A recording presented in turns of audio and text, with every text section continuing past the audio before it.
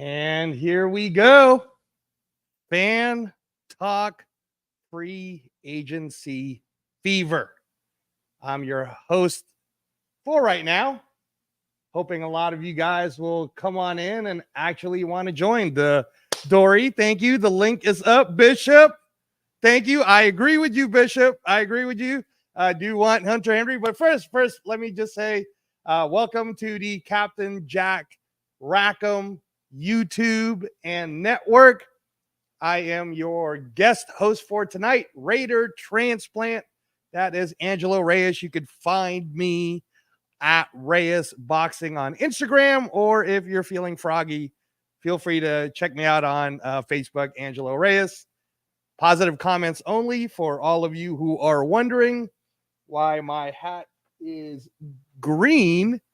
It is because that's the color of organ donation. Organ donation month is April. My life was saved because of a liver transplant. And I think about and thank my donor and his family every single day.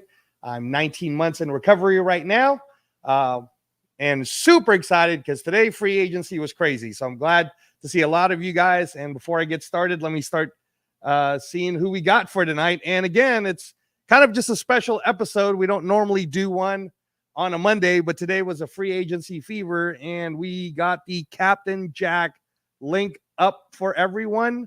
So that if you want to join in, just click the link. I will send it again in just a second. Let's see here. What do we got? All right, cool. Thank you, Jenny. Hey, thank you. Welcome. Thank you so much. Dory, thank you so much and again, any of you guys who want to come tonight, it's only going to be for a short time, not very long, but we're very excited to talk Raider Nation. Bishop, if you're free, I want to hear about this because, yeah, I agree. I actually, that's part of the reason why I'm on right now too, is because I'm tracking it. I'm going to go over with you guys some of the moves that have already happened, but Hunter Henry is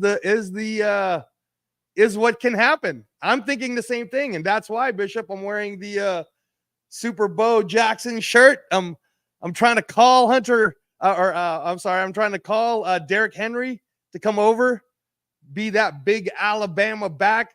We pair him up with Zeus, right? And it could be really good. And we still have Britton Brown. So let's see. Yes, sir. Derrick Henry for sure. Derrick Henry for sure. That's who I would love.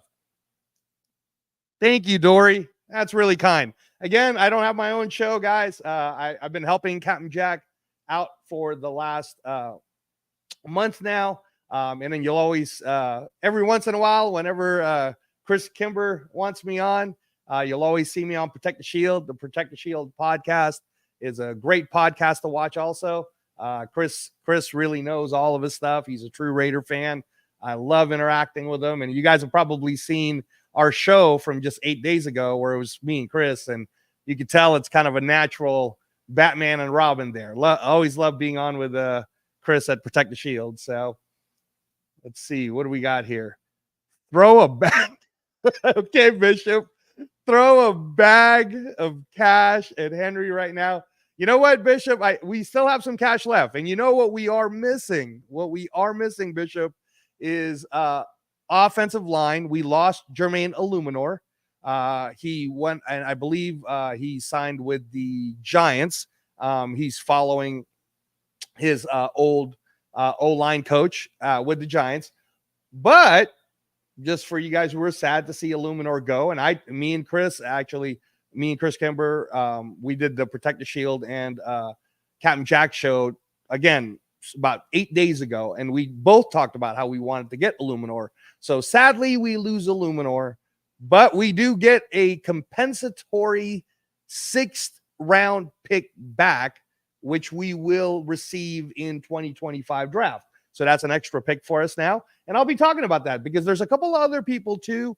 The news didn't come yet, but Josh Jacobs, who signed with the Green Bay Packers, I want to confirm it before I say it to be final, but I'm pretty sure, guys, that by Josh Jacobs signing with the Green Bay Packers, we should be getting a third round compensatory pick for 2025. And I believe we also lost Bilal Nichols. He went to Arizona, defensive tackle. And I believe we're going to also get some sort of compensatory pick for those three players. So free agency fever is still happening right now. I got the TV on so that if something pops like Derrick Henry shows up, that'd be great. D Menace, thank you so much. I really appreciate you always supporting me. Maybe by later this year, once I feel a lot more comfortable and recovery for the liver transplant gets better and better, maybe I'll do my own channel and my own show. But for now, I just love jumping on Captain Jack Rackham's show, and I love jumping on the Protect the Shield show, or any of you guys who want to invite me anytime. Huge Raider fan, so I'm always happy to see everyone. Thank you, Dory. Thank you. Yay! Anna Diaz is here. And thanks for showing all that Las Vegas news on Facebook too, Anna. We really appreciate that, so that's great, especially for people who don't live in Las Vegas. Then they get to see what the local news is saying.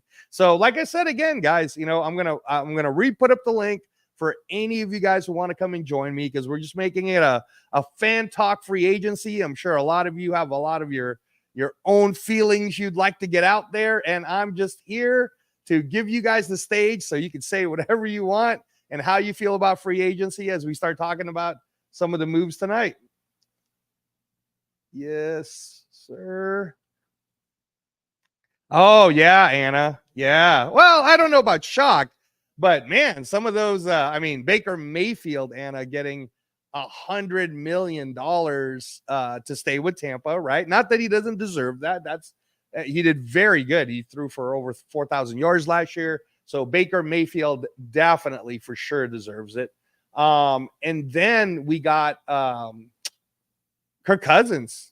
His agent is really good, because that's like the third or fourth consecutive guaranteed contract money he's got. He's just played it exactly right. He just sits there and he does his best. He plays his game. Now he's averaging $45 million a year. He has a $100 million guarantee.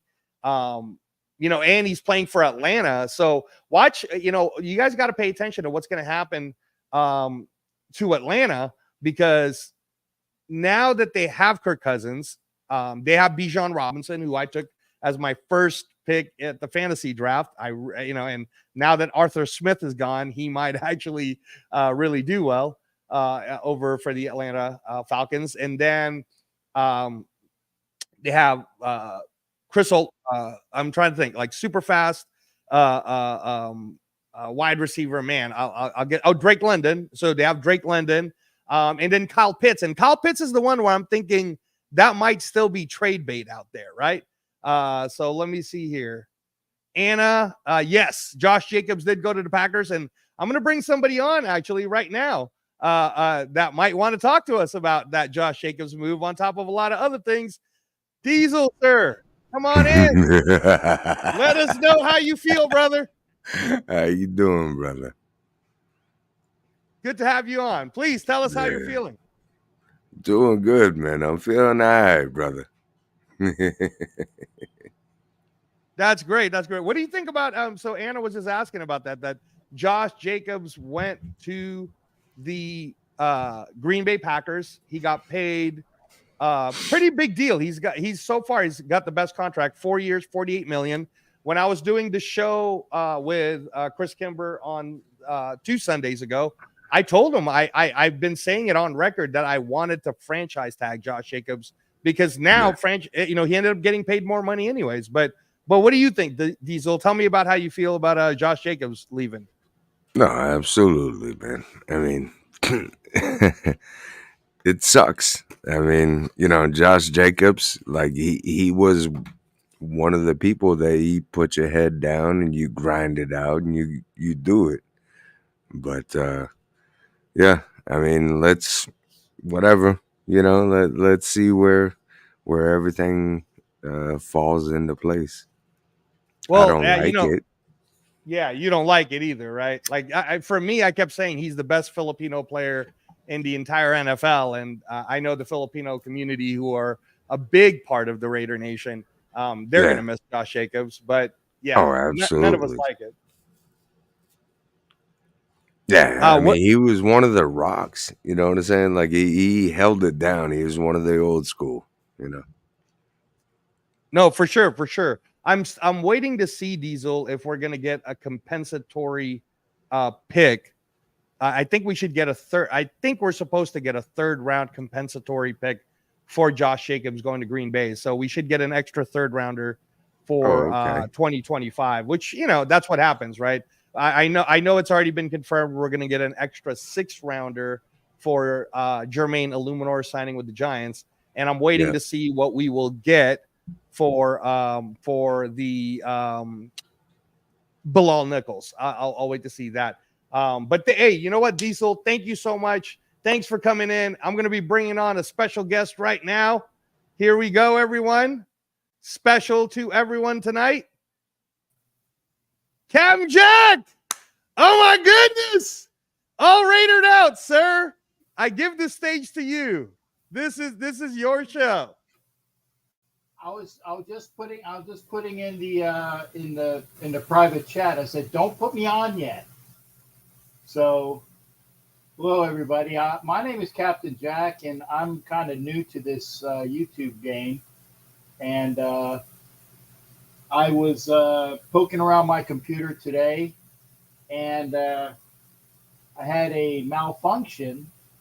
And it appears that my mouse and my the keyboard still works, but my mouse wasn't working, so I got all friggin' pissed off. So I had to go to Best Buy and buy a brand new, nice keyboard and mouse. But far be it from me to hog the show. I'm bringing in the guy that's been keeping the show going for so long, because he said he sent me a text today, and he said, hey, are you going to would you like to talk about free agency? And I'm like, sure. And I said I was going to go on as a surprise, but now and he didn't tell me. I said, don't tell anybody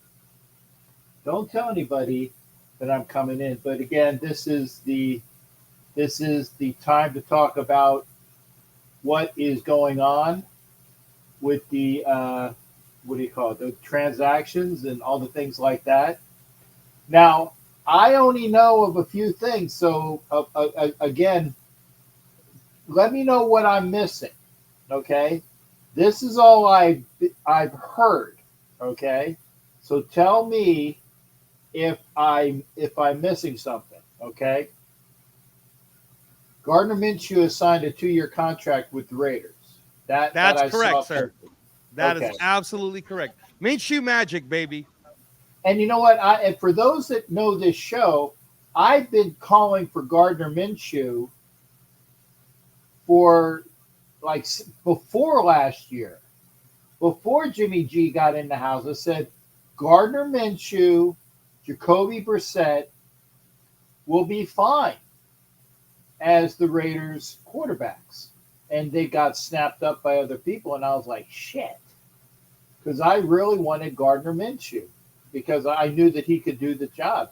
But the Colts snapped him up first, and I knew he was going to be a very good product for the Colts. But now that they got Anthony Richardson and he's come back from the injury, actually Indy better find a good backup quarterback, because as big as Richardson is, and I'm a Gator, if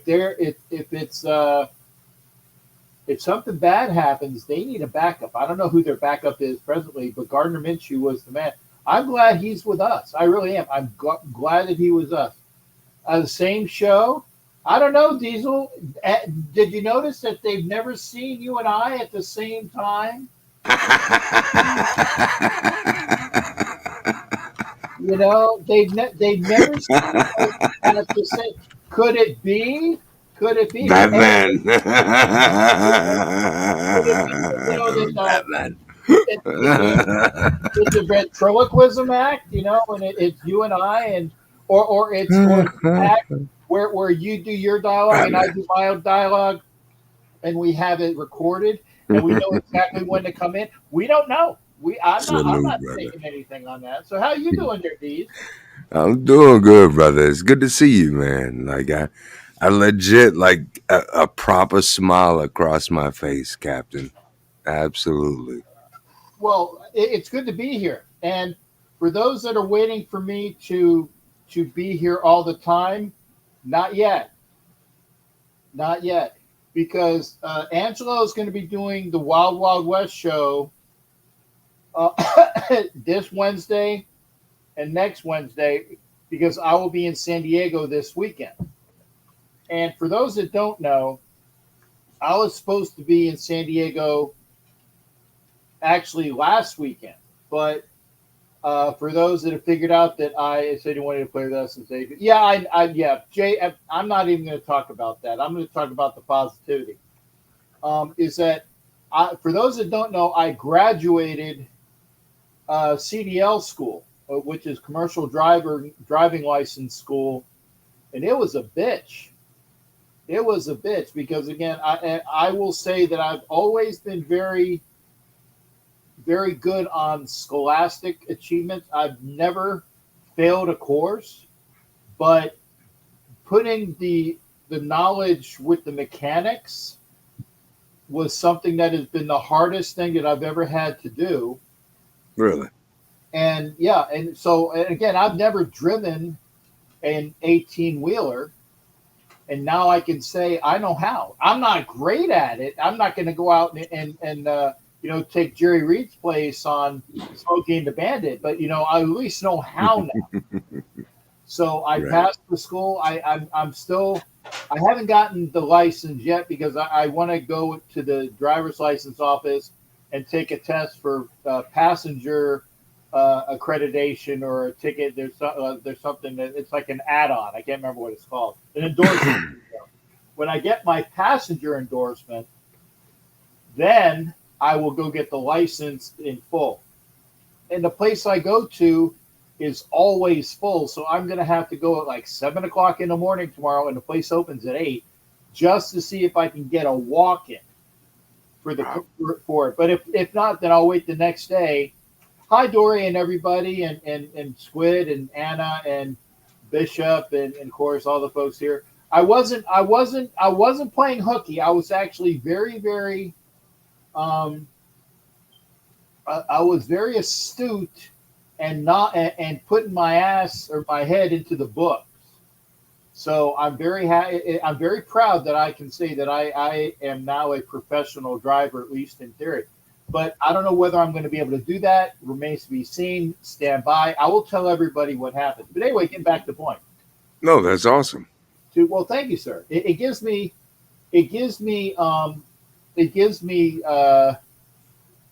what is it? The knowledge that it's something I can do if need be. So we'll see what happens. But to what's going on with the Raiders, I'm very happy for Gardner Minshew to come in here because I tell you what, Gardner Minshew and O'Connell, just those two guys, is a fantastic quarterback room, and we haven't even had the draft yet.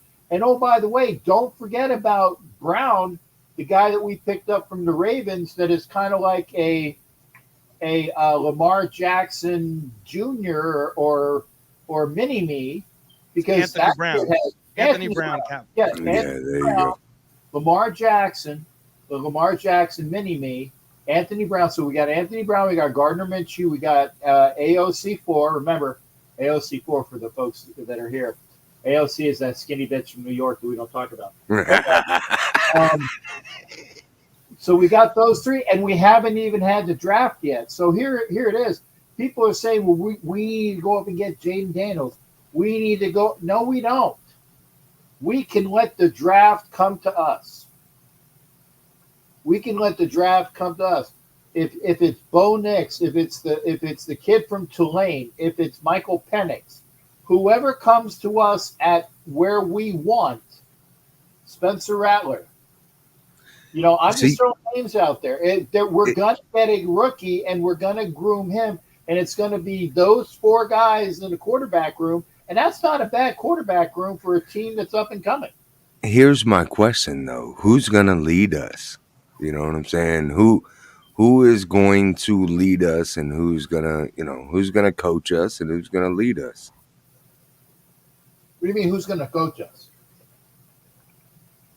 I We mean, know who our head coach is.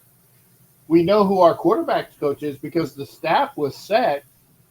Angelo, who is our quarterback coach? So Diesel, 2 Sundays, or it'd be 3 Sundays ago now, I did an entire 2-hour episode on every single new coaching hire that we have, and I broke it all down. I even talked about Joe Philbin, who's actually the head of the offense now, and then we have Marvin Lewis, who's the head of the defense now, and then we have our defensive coordinator in Patrick Graham. We have our offensive coordinator and Luke Getsy. We got the quarterback coach who used to be with Kentucky that actually worked with Drew Lock. So I'm waiting to see if I thought we were going to pick up Drew Lock, but instead we actually ended up getting Gardner Minshew.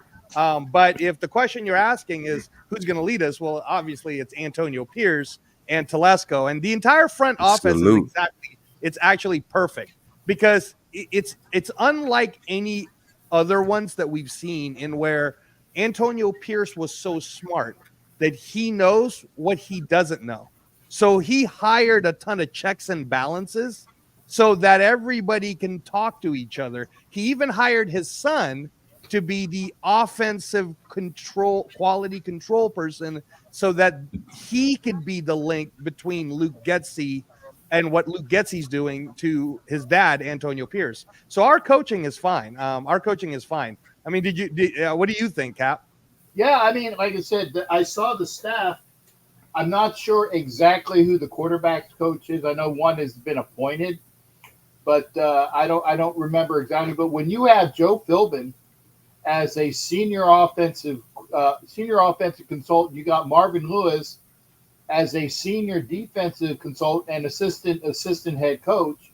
You have those guys, and remember, don't forget about what is it? The guy who won 2 Super Bowls with the Giants. He's still in the year of Antonio Pierce. Are you talking about Patrick Graham? Are you talking about Patrick? No. Are you talking about Rob Leonard? No. The head coach of the Giants that won 2 Super Bowls. Oh, I'm sorry. Yes, of course. He's like the Godfather, Tom Coughlin. He's the main person. He's kind of like the therapist to Antonio Pierce whenever he needs to talk to him. And the one thing that I saw that I was glad to see is Rob Ryan is still on the staff.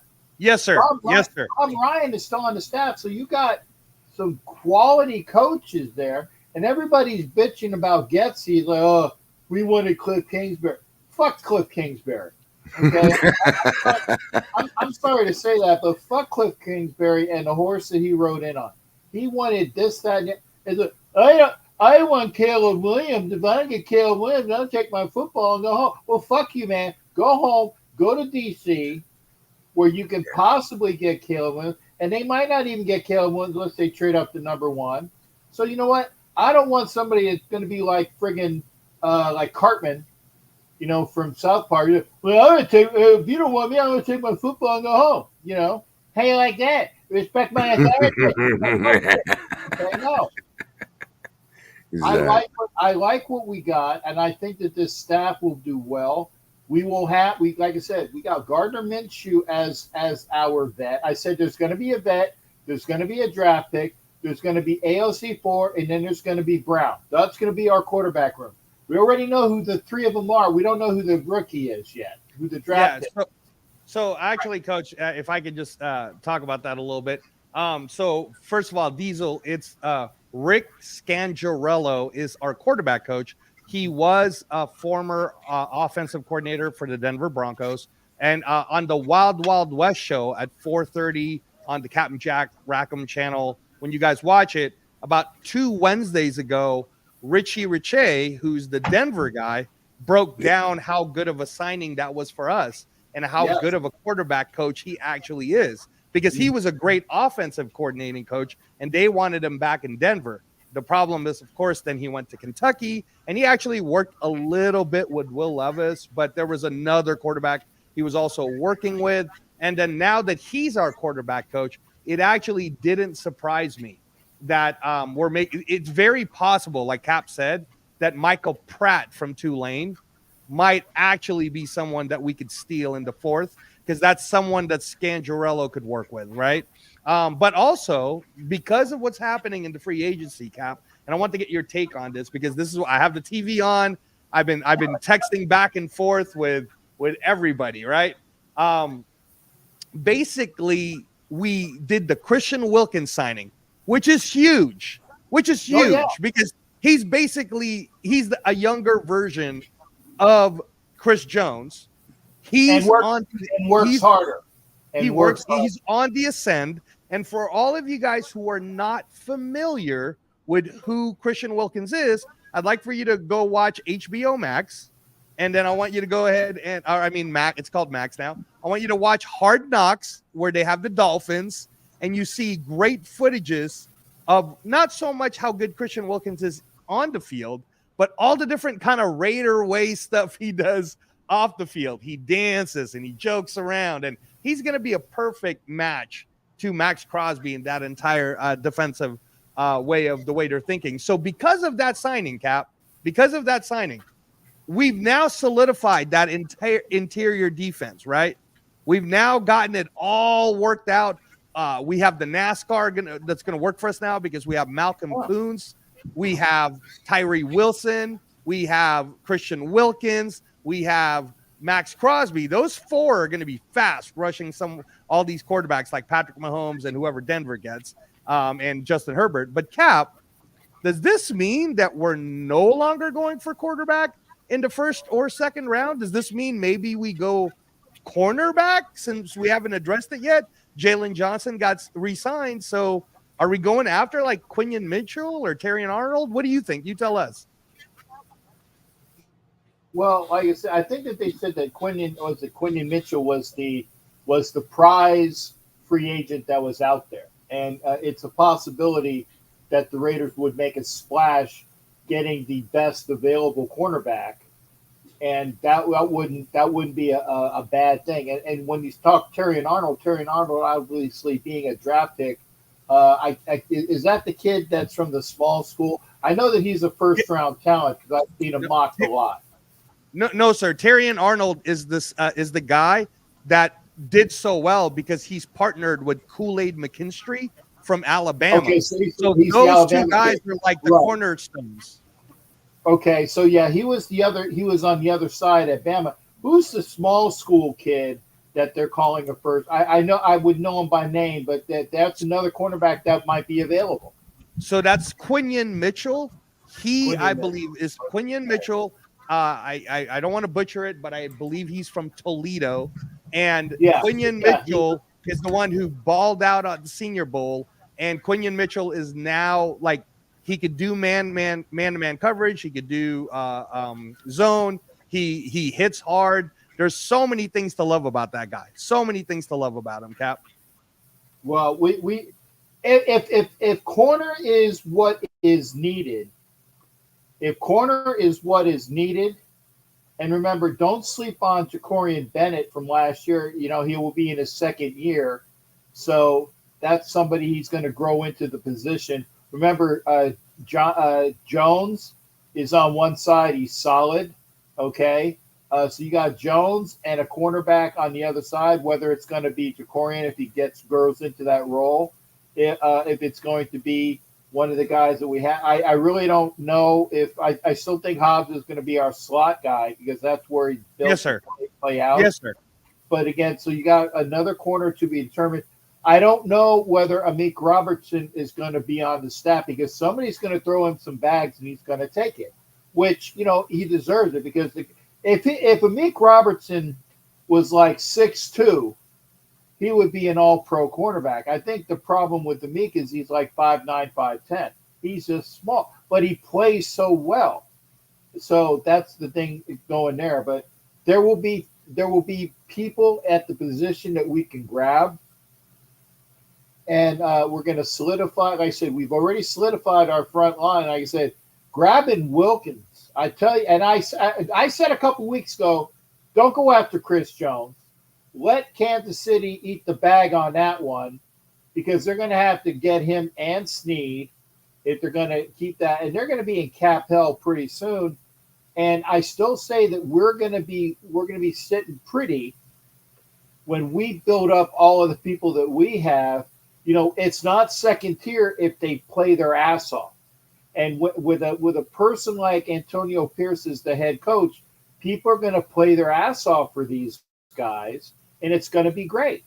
So it's a matter of now we got to look at, okay, well, what do we got on the offensive line? That's another question we're going to be having. Remember, we got that big country mountain, Dalton, what's his nose? It should be Dalton Wagner. One of these days, Cap, I'm going to get you to say his name. It's Dalton I just Wagner. say Dalton, what's his nose? I know it's Dalton somebody. Hey, all I remember, it's Dalton from Roadhouse. Okay, that's all I remember. It's Dalton. Okay, right? that's good, actually. Roadhouse is coming out on Prime Roadhouse. Video here Dalton, pretty soon. Right? Yeah, and I was going to say, and I'm not a big Patrick Swayze fan, but, man, he made that movie. Okay, so you can't redo Roadhouse. Well, anyway, you got Dalton Roadhouse at right tackle. Illuminor's gone because Gabe was actually talking to me today. He said, hey, tell me about Illuminor. I said, he's a very, very good offensive lineman, plug and play. He's a spot starter and a quality backup. So Illuminor will do well with the Giants. Gabe was very happy to hear about that. He's not some, offhand piece of shit that we got rid of, a la Darren Waller, sorry to say. But he will do well. But like I said, we got to figure out what we're doing. You got Mumford. We got Mumford. You got Dalton Wagner. I'll get it one of these days. And surprisingly, we re-signed Andre James. That's a surprise. That was a surprise. Are they thinking of maybe that this is the year that they throw Andre James at a guard and they put Parham at center? I don't know. But re-signing James to a guarantee, it was like a 3-year deal, 2 years guaranteed. That was surprising. No, it was Cap. Can I just go over that? Yeah, with go you? ahead. Please, it was big money, Cap. I mean, it wasn't like a small deal. It was a deal that basically would say that he is the answer for our center position, or he's gonna be a kind of a piece for a while. And I remember we did an entire breakdown show of Trenches. So for everybody who wants to rewatch it, it was a great show. It was me and Chris from Protect the Shield. We did a whole back and forth on all the different Trenches positions, and we did talk about Andre James. And neither one of us necessarily really wanted, it's not like that we disliked Andre James. No, I don't dislike Andre James, but I tell you what, if he got a big contract, I don't know if it was Dante Scarnecchia that wasn't that. What is that the guy? Who's our old coach? The old offensive line coach that went to the Giants. I believe you got it right. I'll get the exact name here in a second. But go ahead, Cap. Kind of talk about it a little bit. Yeah, but it's like if they re-signed him and it was because he impressed somebody amongst the staff that maybe he was not being taught correctly. It was a coaching issue. We'll see. Because are you talking about Carmen Brasillo? Carmen Brasillo. Okay, yeah, Carmen Brasillo. Scarnecchia was the older Patriots offensive line. That's why I know that name. So Carmen Brasilli may and he's on the Giants now. So Brasilli will work well with Illuminor in New York, but I don't care because that's the Giants. That's just one other thing. What's that? Woo! So Cap, let me transition with you a little bit, because on that Trenches show, and again, I'd urge you guys to rewatch it because again, I'm not Captain Jack, guys, but all I can offer you again is that Captain Jack's been a Raider fan and a Raider faithful for a little while, really a true part of the Raider Nation forever. I myself, what I could offer you is stats. I'm on liver transplant recovery right now. I got a lot of time to be able to watch a lot of this stuff. So if you listen to any of the shows that you see this face and this green hat on, all you get from me is stats. You can have the opinion. That's fine with me. I'll give you my take, but I give you stats, and stats don't lie, right? So, statistically speaking, Andre James was getting pretty hammered a lot by Yeah, Chris Jones and exactly. Dylan Parham. So I don't know, Cap. Do you think Dylan Parham and Andre James could handle what's going to happen with this with Chris Jones, or what do you think? I don't know. And like I said, so maybe they think that by flip-flopping them or getting a bigger guard, because Parham was the guard that they wanted because he was smaller and quicker and could move. It depends upon the offensive line coach if he wants a big bunch of maulers, okay? And it's all in the scheme. It is all in the scheme. If you want road graders, Dylan Parham is not a road grader. I hate saying he's like a scat back, but amongst the big behemoths in the front line, he's a scat back. So he might not make it. Okay. Is DJ Fluker still on the Yes, sir. team? Yeah. So Wow. thank you for saying that, Cap. So anything that you guys want to know about who exactly we still have, you just click on that nice little trenches episode, and we give you the exact contracts of everyone and who we were thinking we were going to get. Which is why, Cap, let me transition into this real quick, and I'll let you keep going. I've been waiting for us to sign Michael Onwenu. Remember, I kept telling you about Michael Onwenu? The kid from the So Patriots. he re-signed with the Patriots, and Cap, it's huge money. And I kept saying the reason why I wanted him, I wanted to throw all the money at him, is he plays all four positions at lineman, and the only one he doesn't play is center. So he's so versatile. But the Patriots said, no, there's no way we're letting this 26-year-old go. So check this out, Cap. 3 years, $57 million deal, including a $38 million guaranteed. So, and he also got a $22.5 million signing bonus. They didn't want him to leave, Cap. So what do we do? What do we do on the right side? Because we're talking about the center, but then we don't really have right guard. We don't. Well, I mean, we have Mumford. Yeah, we'll then see. We have Wagner. That's it. I think that Mumford, even though that he's on the long side with his hands, Mumford played guard with Ohio State, and he was a very good guard, and he could do that. It can be a behemoth guard. By the way, Ramiro, don't forget that we still have Britton Brown. Yes, sir. And we so Cap. So what we have on the roster is Sincere McCormick. He's under reserves. We have Britton Brown, who I'm looking forward to, Cap. If for all of you guys who don't know, just click on Tape Don't Lie, Britton Brown, and you'll see some of the positive things about him. And if you really want to go back, go to his UCLA draft tapes, and he's very good, very good. Zamir White, Cap, as you know, had 100 yards for 4 games in a row in the last 4 games when he played, right? So there is this glaring hole, and I'd be lying, Cap, if I didn't tell you I'm extremely sad that Josh Jacobs is no longer a Raider, because he's the best Filipino player in the entire NFL, Cap. It hurts us deep. The Filipino community right now no longer has Josh Jacobs, but we'll support him in Green Bay, you know. But what do you think about that, Cap? Well, about what? JJ about like what we're gonna do on the right side, and you were talking about what we're doing with the right side, and what are we doing about running back? Well, like I said, we don't know what we got with right. We do know what we have. We do know that Zeus is going to be a very capable person.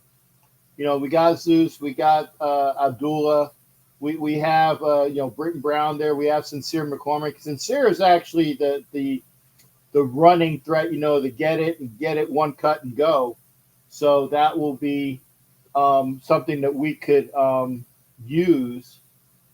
I took care of that there, Jack. I didn't realize that. So, but welcome to the land of moderation there, Bishop. I didn't know that Bishop wasn't a moderator. I don't even know if Angelo's a moderator, but if he is, we could. Angelo, you can make yourself a moderator. But okay, all right. Yeah. Okay. I mean, I think everybody's got it. So Jack's great. Jack is fantastic. And if you want to come on, Jack, because you might have some things to say about free agency today, I did put the link out for anyone who wants to say their piece. But I'm just so happy to see Captain Jack looking so good with his Raider black and silver right now, and a lot more relaxed too. You know, a lot more relaxed. So Cap, Bishop's been saying he wants Derrick Henry. I'm waiting to see if we could sign Derrick Henry, although the talks are he's either going to go to the Ravens or the Cowboys, so that's going to be a money issue. So what if we don't sign Derrick Henry? The question with some of the viewers today is, are we drafting a running back? And I kind of want to get your thoughts on that. Like, what are we doing for running back? I'm very sorry to say this, but running backs, as we saw when there was the issue with Saquon and Jacobs and a bunch of other people, they are a dime a dozen. And Derrick Henry is I want to get the word right. Is it the aberration that he is not the norm? Okay, Derrick Henry is not the norm. Saquon and Josh, are very good backs. Even Pollard is a very good back, okay? But look what the Cowboys did when they overpaid for what's-his-nose and went to the Patriots last year, okay? Zeke Elliott, okay? Running backs by committee, especially in a schedule like with 17 and eventually 18-game schedule, they're going to get nicked. They're going to get hurt. You're going to need a big bull house of running backs. Okay, Jack, well, are you? I was going to say, Jack. I'm about to. Hey, Cap, let me introduce our guy here. One of my favorite old school Raiders coming on right now. Everybody, here he is, Mr. Jack Kenna. How's the internet looking? Hey, here he is. He's frozen. Am I still frozen?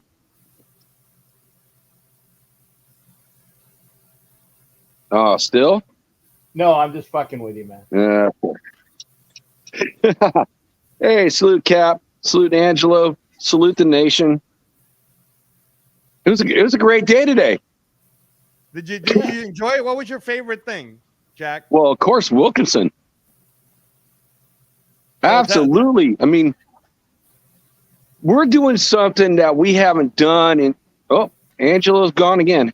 I didn't do it. No. I'm just trying to give you the stage, Jack. I want everybody to see that beautiful face. I want people to see my hands are right here. So when he bounces out, it's not me getting rid of him. It's himself getting rid of himself. Cap, I haven't quite learned yet how to make Jack the main focus because I'm still learning. You don't have to do that. I don't care. Oh, I know. I'm just happy to be here with you guys. So was I excited today with the Wilkinson? I don't know. The Christian Wilkins. Absolutely. It's like, this is something we haven't done. I mean, the last big guy that we signed was Richard Seymour. And I don't know either. Okay, you guys can keep moving it back and forth. Okay, so it doesn't matter. You can just see me where I'm at.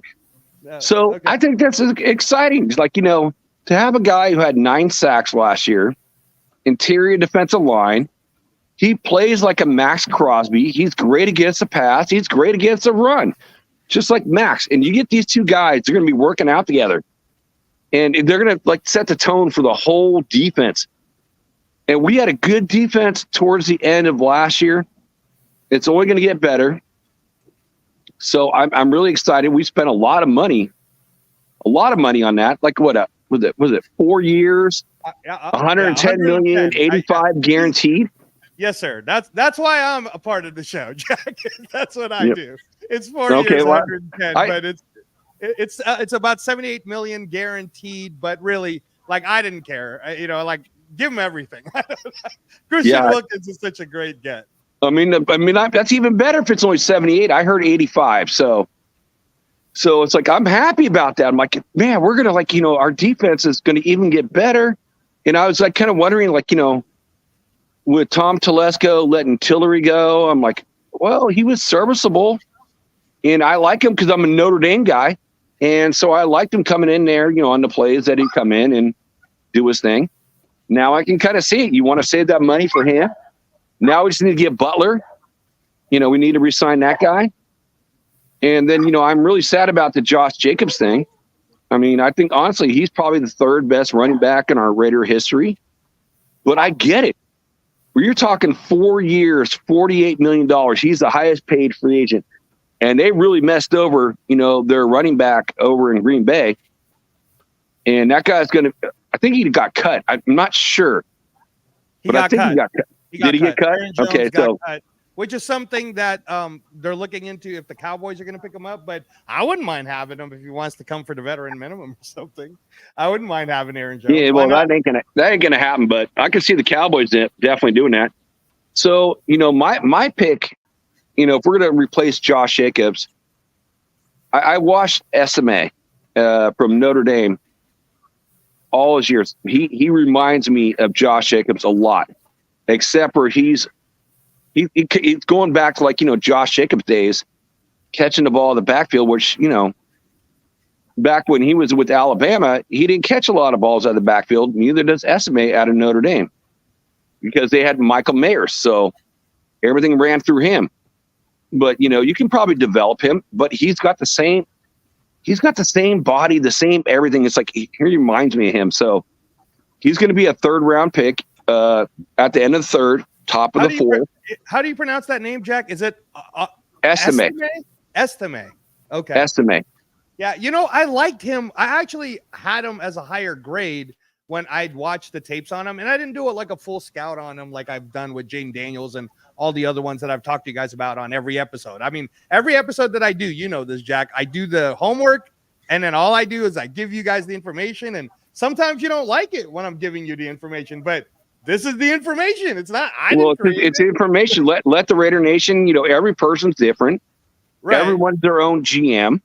Right. And we all have our own opinions. But that's my running back in round number 3. Okay. That I would take if we're not going to trade for a quarterback. What about Corwin? I know he's a Blake Michigan Corum. guy. Oh, everyone's talking about Corum. I don't know a lot about him, Cap. I'll be honest with you, but I hear everyone talking about him. Blake Corum. So Blake Corum, Cap, what makes here's the thing. So I just had, and I just say to everybody who's listening tonight, I apologize for me looking fuzzy on yesterday's show, but the audio is perfect. I was trying some new equipment. The camera ended up being fuzzy, so I apologize. But if you listen to it as a podcast, you'll like it. And I had the Chargers guy on, Robert Garcia from the Wild Wild West show, 4:30 on Wednesdays. Oh, I missed that. And he was on. Yeah, he was on with us. And I kept telling him, Chargers pick number 5 in the 3rd round. They're the 5th pick in the 3rd round. Jim Harbaugh loves Blake Corum. He loves Blake Corum. And that would be a reach because really he should fall a little bit more. But Blake Corum did so good, Jack. Did you see when Blake Corum he lifted, I think, more or as many bench presses as Joe Alt? What do you think about that? A running back that can lift the Joe Alt. Well, here's my thing. Joe Alt, to me, as a Notre Dame guy, I've like Estime. Joe Alt, I watched all his games too, like Michael Mayers. I watched all the games, and Alt is a beast.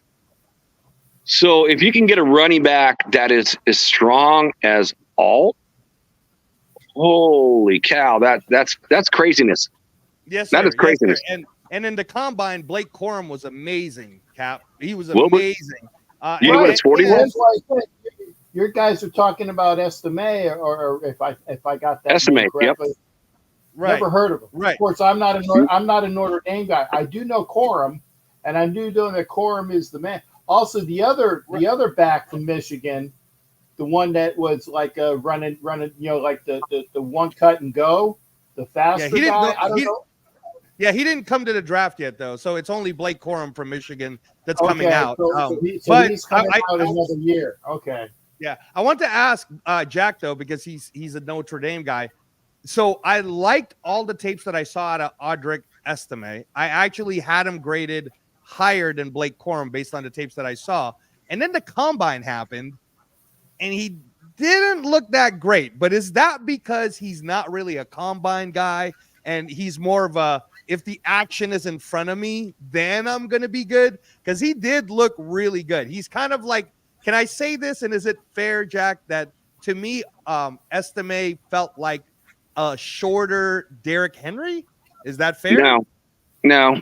So what I'm going to say, he's not a Derrick Henry. Okay. He's more of like a Josh Jacobs.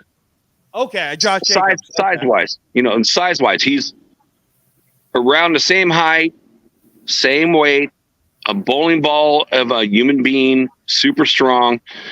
I will say that, there are things that, Josh Jacobs is better at, is that Josh Jacobs is a better, like, first miss guy than Estime. And he's a better, but coming out of college, I would say this is pretty equal about catching passes out of the backfield, because Josh Jacobs wasn't that guy coming out of Alabama. Neither was Estime. They weren't used for that. Like Mayers was the number one target if you're going to go down the field. I mean, Notre Dame ran their whole offense out of him for catching balls. That's what Notre Dame did. So he wasn't, charged with that. And they had two other, backs that they're like quicker, faster than Estime. He's like, Estime again, it's like Josh Jacobs. He's not a super fast back. He's not the guy who's going to break you that 90-yard, burst like a Bo Jackson or a Marcus Allen, or any of those guys. But he reminds me so much of him. You can replace Josh Jacobs with a guy like that in a third-round pick, and then with Devin, with our other running back White, you can mix it up with the two guys. And you know what? Okay. I honestly, I've been saying, the Cap knows this. I said Josh Jacobs is the third best running back in Raiders history. But paying him $12 million, 4 years, $48 million, that's a lot of money for a running back. And after, signing Wilkinson, I'd rather use that money there. But, here's a question I have for both of you guys. I mean, do you feel like, the Raiders' moves right now in Minshew, 2 years, $25 million, he actually played pretty darn good. I don't really care for him very much as a overall. I kind of see him like another AOC 4, but maybe more experienced than AOC 4. Does this not line us up to to try to trade big to go and get those quarterbacks? If not, then what do we do at number 13? Do we go after Penix? Do we go after the Penn State offensive lineman? Or do we go after the Clemson defensive back? What do you guys think? Cap, can I have you go first? Because I'm going to give a bunch of stats. So, okay. First off, I think if we stay at 13, all of the offensive linemen that are the top 4 are going to be gone. Fashional and the kid from Washington or Oregon, whatever. Oregon. Not the center, the other guy. The other big guy.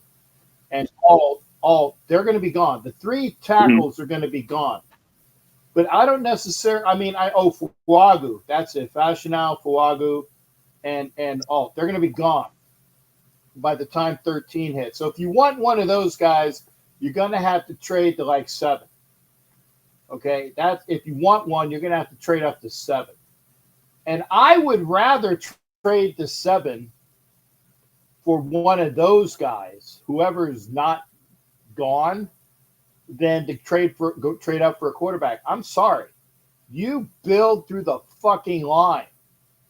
You build through the line, okay? I could be back there at running back with my cane, and actually pretty soon you'll see me in my scooter, because I'm getting a scooter pretty soon.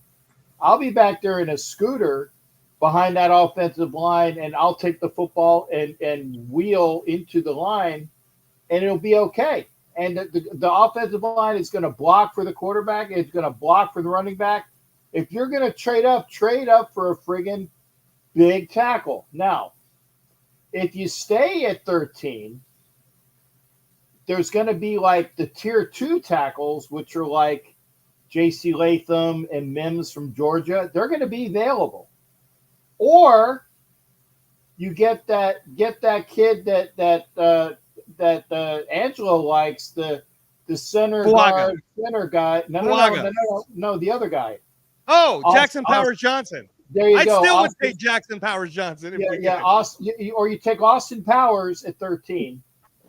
Okay, you get Austin Powers at 13. That's what I call him, and because he can play center guard center, and then you have a big kid that can run and is fast and is big, right?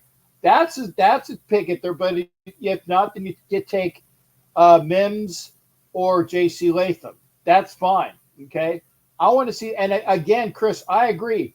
Combine, it's the underwear Olympics, man. Come on in, Chris. Come on in, Chris. It's the underwear Olympics. It's people looking. Yeah, Chris, come on in, brother. So get what you do with it. I want to see film. I want to see film, and I want to see film. Okay. Okay, then I got to throw something out. If all those offensive linemen are gone, then what about like Brian Murphy? Drafting him another defensive tackle and put him there you go on this defensive line. Oh my God. It's like, and I've even heard, like, on another show, on SC show, the rumor of Kinlaw possibly going to the Raiders, like 2 year, $16 million deal. I don't know if it's going to happen. I mean, it's just what I heard on a show. I mean, what I'm hearing is that Tom Telesco wants to build inside out. And it's like, with AP as the head coach, going defense first, offensive, second. And you know what?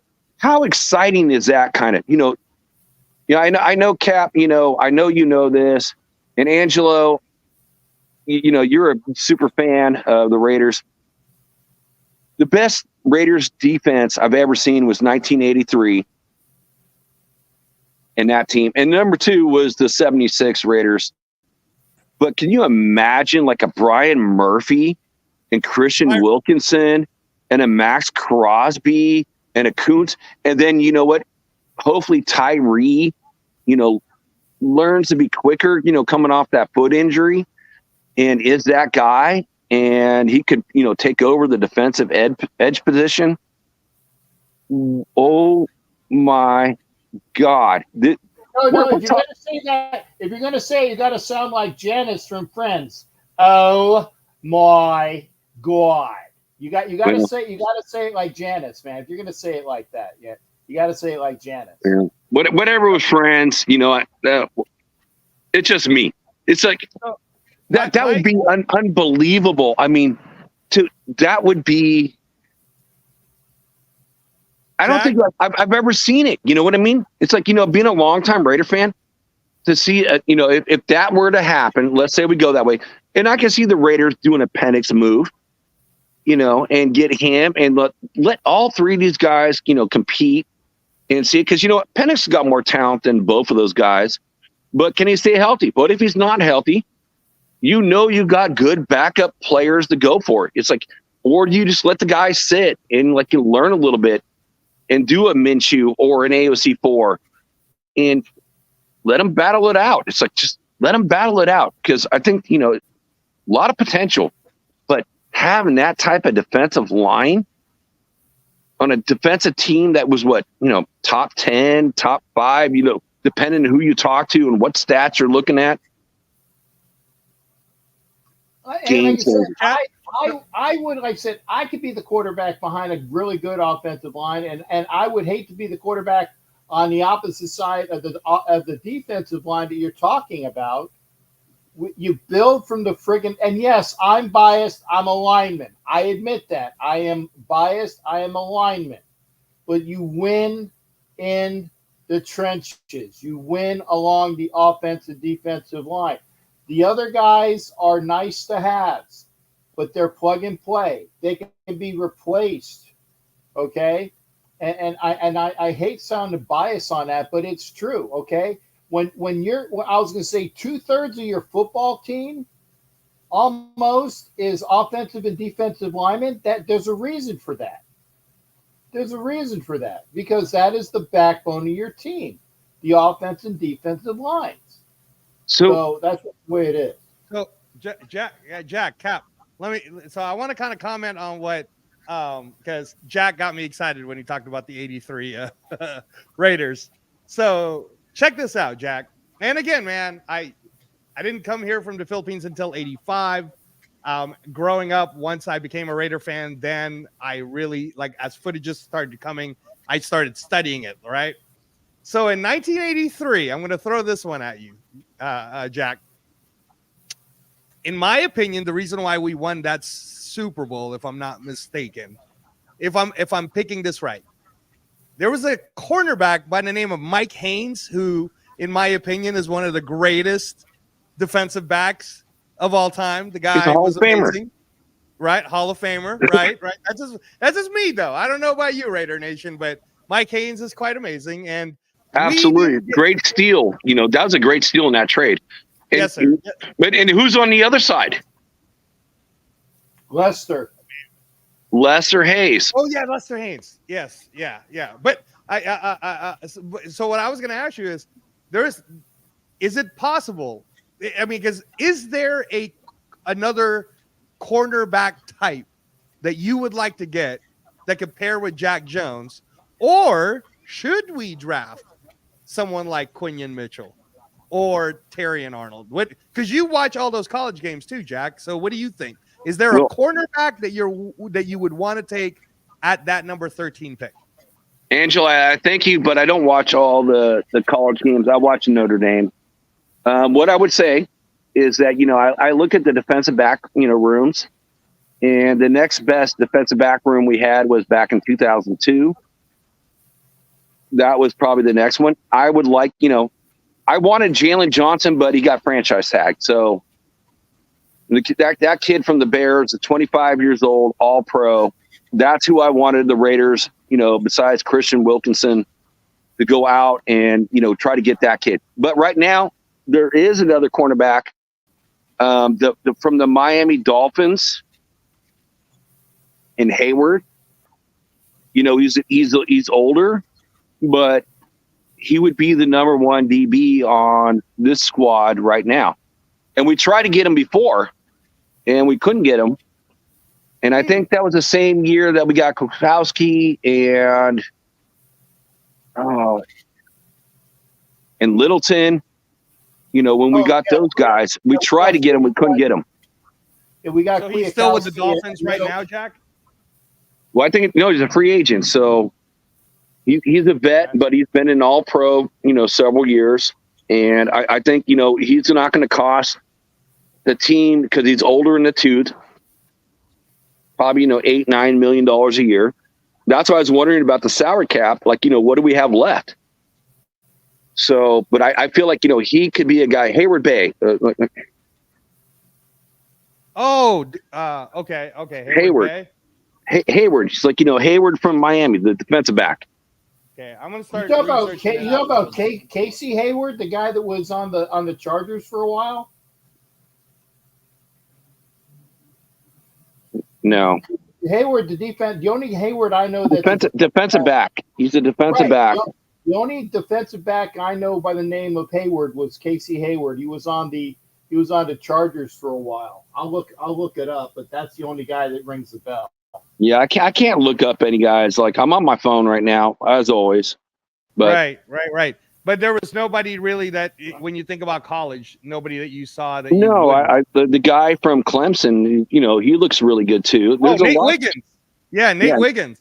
There's a lot of good defensive backs, but I'm hoping. I mean, I'm hoping either A, the Raiders go big on a JD5, or B, we get a right tackle, or C, we take, you know, either the guy from Texas, you know, defensive tackle, or the guy from Illinois' defensive tackle. Because you know what? You can have some of the best defensive backs in the league, but if you can't pressure the quarterbacks, then you're not going to give them enough time. Then they're going to, like, get you anyways. because let's talk about the 83 Raiders. Who did we have on the defensive line? We had Howie Long on the outside. We had Sean Jones, Bill Pickell, and then we had one of the Monarchs in the league as a backup. Cap, help me out here. I'm forgetting his name. No, like him and his brother were in the league. Well, you had, I think, and then we had Greg Townsend. We had Greg Townsend, our all-time sack leader, on the other side. I can't remember if Kinlaw was on. I know Kinlaw was on the 83 team. Yes, sir. Okay, that's right. So I know Kinlaw was on the 83 team. I don't know if he was on the 80 team, but you had like Pickell, Long, and you had Townsend. Those are Sean the Jones. top three. Sean Jones came in to spur. He was like it was like a volleyball play. Sean Jones would come in and they would move people, and one guy would come out. Then the guy that would come out would go back to the end. It was kind of like, how they move people in volleyball. They go like 1, 2, 3, 4, and then the guy that would cut. They were still playing a 3-line, but they would move one guy out, give him a breather, and then people would go from end nose to end the way that was, and that's the way that they kind of did it that way on that 80 team. Not 76, 77. No, that was 83. The 76. No. I said the 80 team. Like I said, with Sean, it was Sean Jones, Pickell, Howie Long, and Townsend. Those were like the top four, if I'm not mistaken. Yeah, they have one other defensive tackle that was on that team. Not a nose tackle, but a defense tackle. And I'm trying to remember his name. He had like a brother that was also in the league at one point, which was a decent enough backup. It was solid. So, I mean, that defensive front, pushed a lot of people. And that's what I'm going to see what this team is going to do this year. So I think the Raiders are looking at that Kinlaw from the Niners. And you know what? If we don't get a guy like that, then, that's fine. So we're talking about the 13th pick. If we don't put our chips in and move for a quarterback, what do you guys want? Would you want a Murphy, like a Murphy from Tennessee? I want a big. I want Texas, right? Texas. Yeah, Texas. I'm sorry, not Tennessee, Texas. Yeah, Murphy's from Texas. I want a big guy. I want a lineman, whether offense or defense, somebody that's going to be some meat. Okay, it could be Austin Powers, the kid out of Oregon. I know that's not his name. I just call him like that. If the kid that plays guard center, because that's value at 13, but either a big offensive lineman, a big defensive lineman. If you go cornerback, it better be the second or the third best cornerback at 13. That's a novelty pick. Is Latu still on the board at 13? If Latu Bishop's been saying Latu. Bishop's been saying Latu. If Latu is on the board at 13, fucking run to the podium, knock everybody out of the way that's in front of you, and announce Latu. Okay, that because you would have Latu and Crosby, you would have Wilkins and Tyree Wilson, and then you would have Coons to spell the defensive ends. That would be great, But if Latu is there at 13, get Latu. If Murphy's there, get Murphy. If you got one of the better offensive, like I said, it's going to be the third or fourth. It's probably going to be the fourth or fifth best offensive tackle, Mims or J.C. Latham. That's a good pick. Or get the kid that can play guard center guard from Oregon that's mean as fuck. It's going to be a good pick. And you know what? By the way, if there is somebody that really just wants to give you a lot for it to move back, so the Raiders might move back 3 or 4 picks for picking up an extra second rounder or first rounder, do that too. I've seen some mocks, and granted, I haven't been real busy on the mocks, but if somebody is going to have, a friggin' coronary, kind of like what I did with my burping up my dinner, If somebody's going to have a coronary that they need an X guy at 13, okay, we'll take your 1 next year and we'll move back this year to whatever your 1 is. Sure, you can have our pick at 13. You get an extra 1. It's a good place to be. I'm sorry, guys. I know the bishop is not going to be liking this. I ain't trading up to 3. I ain't trading up to 4. I don't give a flying fuck, Bishop. And I know that you don't want to hear a bunch of curse words about. I like Jaden Daniels. I don't like him that much. You don't like him enough to give 3 first rounds, Cap? No. Not at all. Not at all. So Angelo. Go ahead, Jack. Go ahead. So Angelo, I I've never caught your takes. I've heard you say this a couple times on Cap Show because of the stats, like trading up and giving a bunch of picks, and it never worked out. So recap me on that, because this is the one time ever that I can see like it actually possibly happening, just because of the connection between AP and JR5, where the Raiders may do that. So please enlighten the nation and me about the bad trade. So we all know about what happened with Minnesota and the Cowboys, and we all know about Trey Lance. So please tell us. All right. So Jack, I appreciate it. And for all of you guys, so that I love putting myself on record when I say this stuff. Because again, I'm just giving you facts. You don't have to like what I'm saying. It's just facts. I did an entire take for like 2 weeks in a row on the Captain Jack Rackham channel on Sundays, 6:00. And I talked about every single trade up for quarterback, whether it was Mitch Trubisky, Sam Darnold, and the only one that panned out was Patrick Mahomes. The Patrick Mahomes trade, though, was moving up from number 27 all the way to number 10. And all they had to give up for that was 2 number 1s, which is really 1 number 1 because it was a pick swap, and a number 3. And that was it.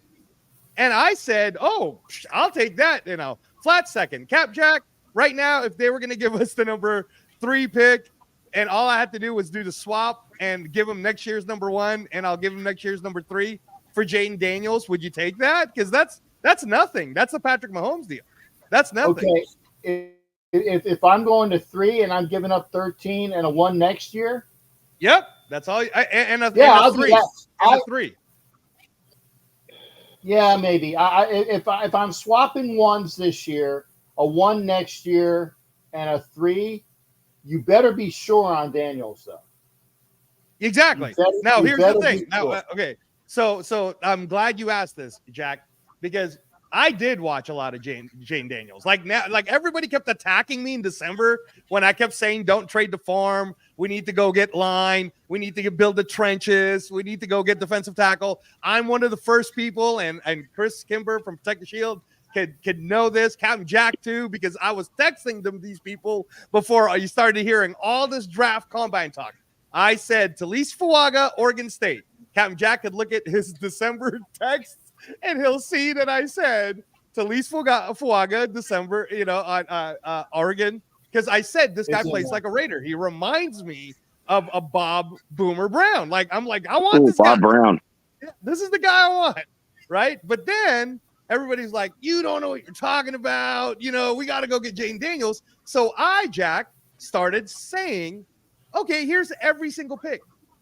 Tell me a quarterback that everybody traded the farm for that it actually worked out. And there is nothing. There's none. 0. None of them worked out. The Patrick Mahomes was 2 1s and a 3, right? The Trey Lance one, I'm not saying it didn't work out yet, but when you take someone it didn't work out. They gave up 3 number 1 draft picks and got rid of him for like a 3rd round draft pick because he sucks. Right. Well, let me be honest about that. First of all, this is kind of the whole Drake May subject now, where Trey Lance didn't have as much experience, but he had the talent. This is the 17 Drake May games. talk now.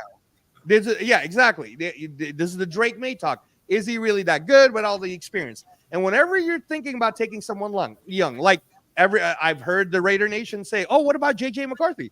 JJ McCarthy is good. JJ McCarthy is a winner. Chris Kimber can tell you more about JJ McCarthy than you want to know, and that's Chris a Michigan Kimber fan.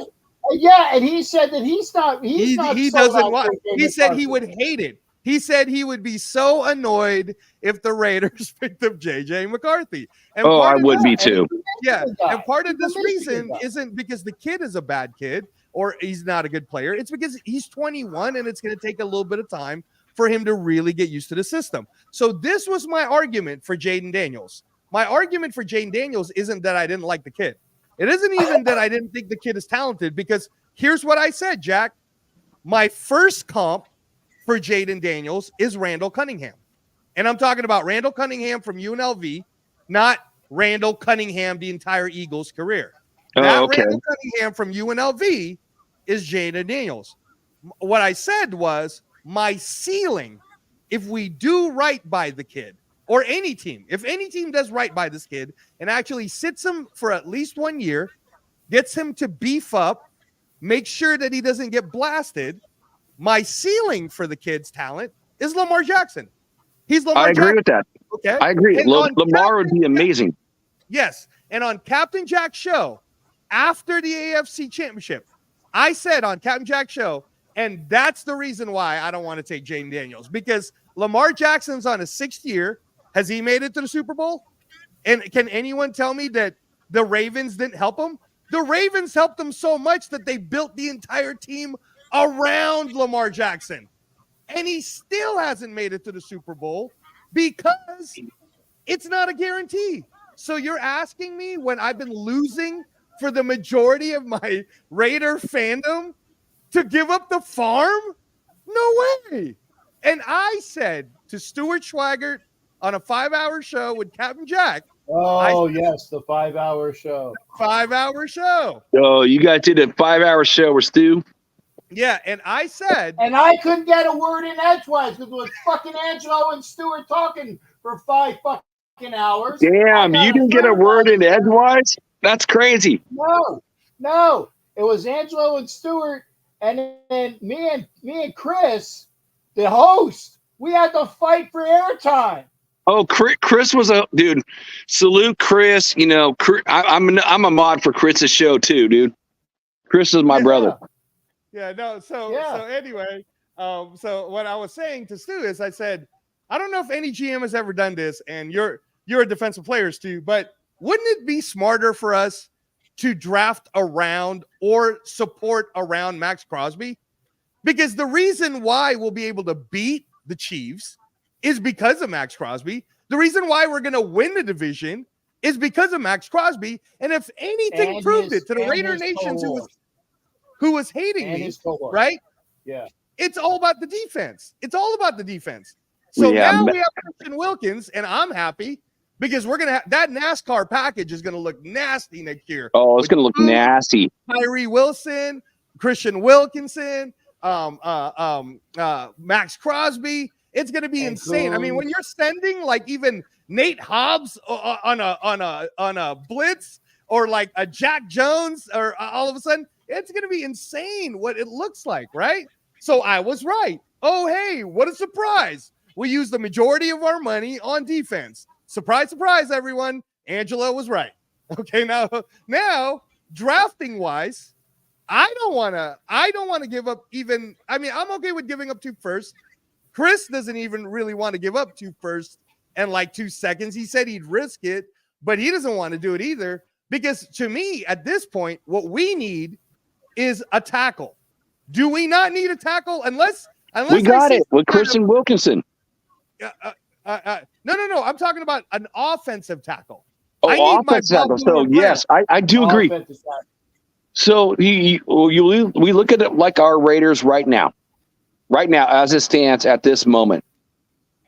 So right now, Munford is now our starting right tackle.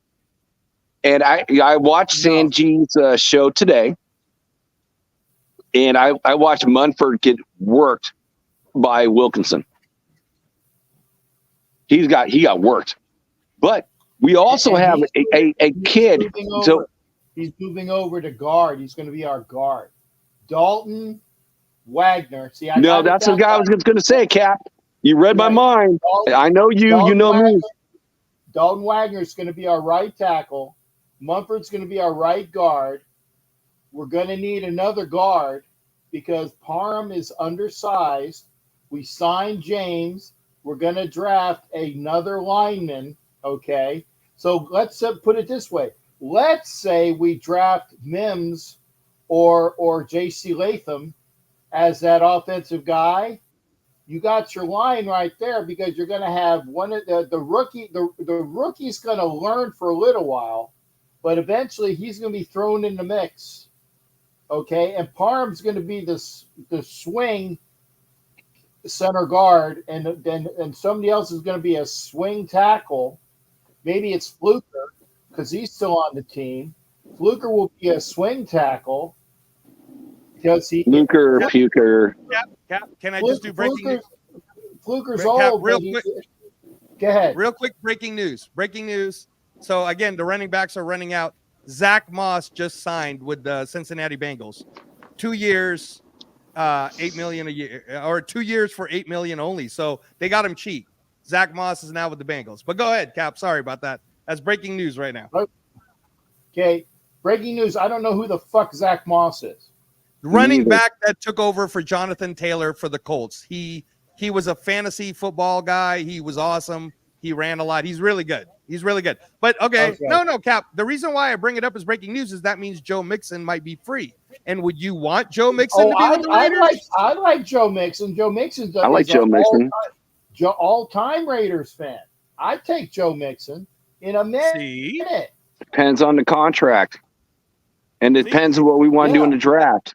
Cam Jack was jacking me off when I was trying to explain to him why I did the breaking. Well, I'm just saying. No, I was saying Zach Moss. Here's what I think about Zach Moss. But if Joe Mixon's available, he definitely ain't going to get the money that Jacobs got for being overpaid in Green Bay. And again, I like Josh Jacobs, but we all love Josh Jacobs. We all know Josh Jacobs. I'm not paying him $12 million, 12, and 12. I'm not doing that. No one's doing that. It's like we all love Josh Jacobs. Congratulations to Josh. Salute Josh Jacobs. I've already said this a million times. He's the third best running back that we've drafted in Raiders history. But you know what? At 4 years, you're old. You're gonna see. You conveniently forget. People like Hewitt Dixon. Charles Smith, okay? How about the kids from Colgate, right? Mark Van Eegen and Marv Hubbard. The two. I was going to say I like them both, but they're not better. I mean, they're not better. I mean, Mark Hubbard, Mother Hubbard was like a fullback, really. But the thing is, it's a different era. So Josh Jacobs gets a lot of pub because of the era. But you're not telling me that Hewitt Dixon and Charlie Smith, for what they were used for, because Charlie Smith and Hewitt Dixon could run and they could catch the fucking ball. Did Josh Jacobs ever really catch the ball? Honestly? He did catch the ball. Mike Sarah makes a good point. Napoleon Kaufman, too. Well, you can't forget Nat and Tyrone Wheatley. That was like the days back in the Thunder and Lightning, right? Mike Sierra, salute, brother. Exactly, but that's what we're saying. So I like Josh Jacobs, but saying that he's the third best running back for the Raiders. I said that we drafted. I said that we drafted. That's fair. Yes, he got 1,600 yards in the season. Not many guys do that. Okay, well, that's correct too, Cap. He's right. But he didn't win us 3 Super Bowls like Mark Van Eegen did. Am I wrong? No. Okay, so I had Van Eegen as number 1. Am I wrong? I think Van Eegen only won 2 Super Bowls. I don't think he was okay. All right. I think 2. I think 2 too. All right. But you know what? But you got to say it if you're going to put it in just talent wise. Okay, talent wise, you always got to say Marcus Allen, number 1. You got to give him that. I'm sorry, of course. You got to give him that crown because of what he's done for the Raiders. Okay. And then number 2, you got to say the potential after the hip injury is Bo Jackson. Exactly. Bo Jackson, yeah. What am I wearing, That's Jack? what I said. What am I wearing? I said Marcus Allen, Bo Jackson, 1, 2, and then there's debate. Right. And you know what? It broke my heart today as I'm being a Raiders fan, but I get it. You know, I'm sorry, $12 million a year, $48 million. We don't know about the guaranteed money yet, you know, for, you know, JJ. Hey, hopefully he comes back, you know, like, you know, Woodson after finishing stint, you know, Green Bay comes back. I'm good with that. And the fact is, I'm good with that too. He got money. He got more than what the Raiders and they're happy for him. And by the way, he's in the NFC, and we're not going to see him for 4 fucking years. 4 years. So he signed that 4-year deal. At the 4th year, unless the Packers are that extra team on the 17-game schedule, unless the Packers are that extra team on the 17-game schedule, we're not going to see him for 4 years. Cap, I got to stop you. Breaking news. The Bengals have released Joe Mixon. Joe Mixon is free. Joe Mixon is free, Raider Nation. Come home to us. Yeah. Come home to Raider Nation. What do you think, Jack? What do you think? Would you be happy if Joe Mixon came? Yes. Again, it all depends on the contract. He's not going to get paid like these other guys. No. And I think he'd be he's an all-around good running back. Yeah, I would love it. You know, we're talking about running back by committee now. It's like, you know, that's what it's going to be. Yeah. I'm trying to give you guys all that because it's hitting. I knew things were going to hit, and Bishop is still going nuts right now because he really wants Derrick Henry or Joe Mixon. Give me Joe Mixon 12 days a week. 12 days a week. Because Derrick Henry is going to want 6 bags. 6 bags for Derrick Henry. Joe Mixon is more capable at a better rate than Derrick Henry. Well, here's the thing about, you know, those running backs. Henry, if you have a lead, he's going to keep your lead. But if you're falling behind, he's worthless out of the backfield. You can't catch balls. Exactly. Ain't going to happen. Give me, and I like Derrick Henry, but he's not worth all the money. And he's old, he's big, and he's gonna. He's 30. He's got a couple years left. It's one of those things that the one thing I can say about Bill Belichick, and it'll be the one positive I can say about Bill Belichick, is get rid of a guy a year early rather than a year late. And they're getting rid of him a year early rather than a year late. He's available. There's a reason why. He's got a lot. Hey, remember, I've been learning about truck driving school. I learned that you have to have at least 4 30 seconds of tread on your front tires and 2 30 seconds of tread on your back tires. Derrick Henry has 1 30-second of tread on those back tires. He's under the tread life. He's got a lot of tread off. I'm saying, and I like Derrick Henry, but not for the money that he's going to want. I would take Joe Mixon 12 days a week. Hey, can I just put this up? Because both Mike Sarah, I agree, Darren McFadden. I was a huge Darren McFadden guy. Yeah. And Cool Kev. I agree. McFadden's not better than JJ, though. Okay, so Cool Kev is saying, you know, if he didn't get injured, and hey, Cool Kev, look, I wore this jersey so much when I was in school. I love Darren McFadden, and I Jack. So back in those days, because I was one of Freddie Roach's assistant trainers for training in boxing and everything else, and during that time, you know, we had Manny Pacquiao. So I helped the Raiders with doing a Filipino Heritage Night over there, and I helped bring 2 champions on back-to-back years.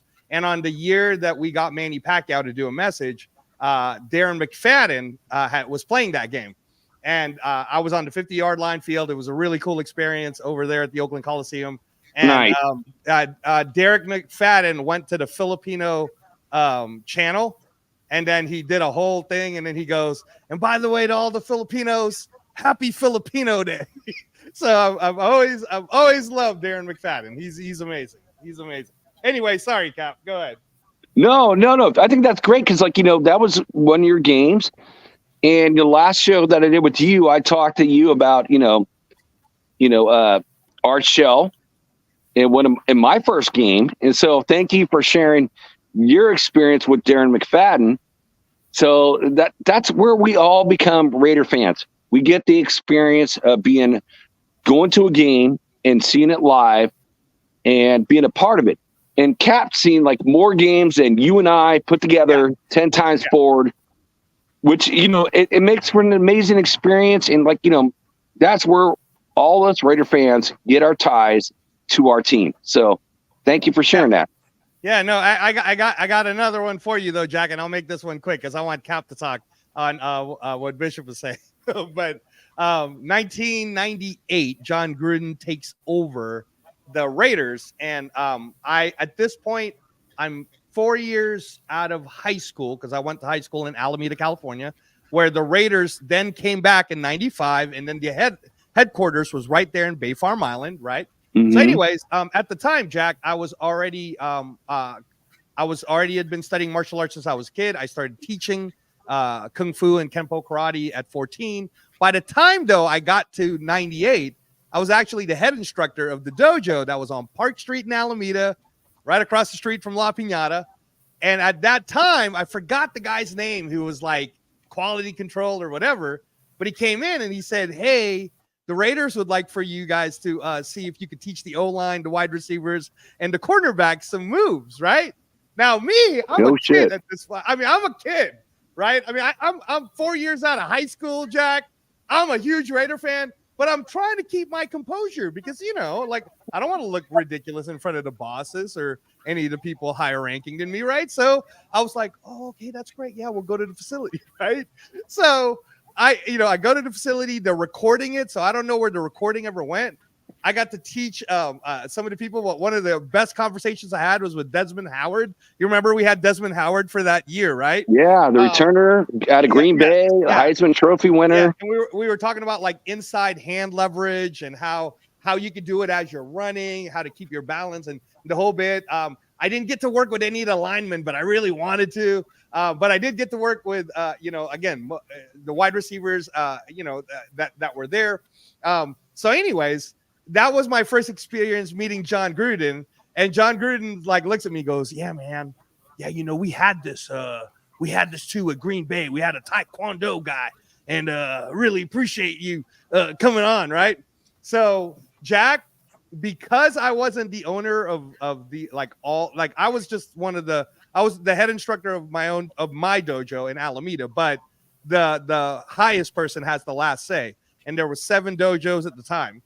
This guy wasn't a Raider fan at all. He wasn't even a sports fan. He wasn't even a football fan. So he had no context whatsoever as to how important this was for a kid like me, right? But I excited. I couldn't break rank. You know this, Captain Jack. You can't break rank in a military system. So I couldn't break rank. I couldn't tell the guy, shut up, man. We're going to do it for free and we're going to do it forever. Just shut up. So basically the guy tried to do some kind of deal. And then that year, I don't know if John Gruden didn't like it or I don't know what happened, but I didn't get to teach another Raider for a few years after that. But that was a really fun experience. But then what happened is, so they go to the Super Bowl, right? With Tampa. During that time, Jack, we still had Trace Armstrong. Okay. Now remember Trace Armstrong from the Dolphins and the Bears. He came over. He did good for that 1 year, but then he was hurt.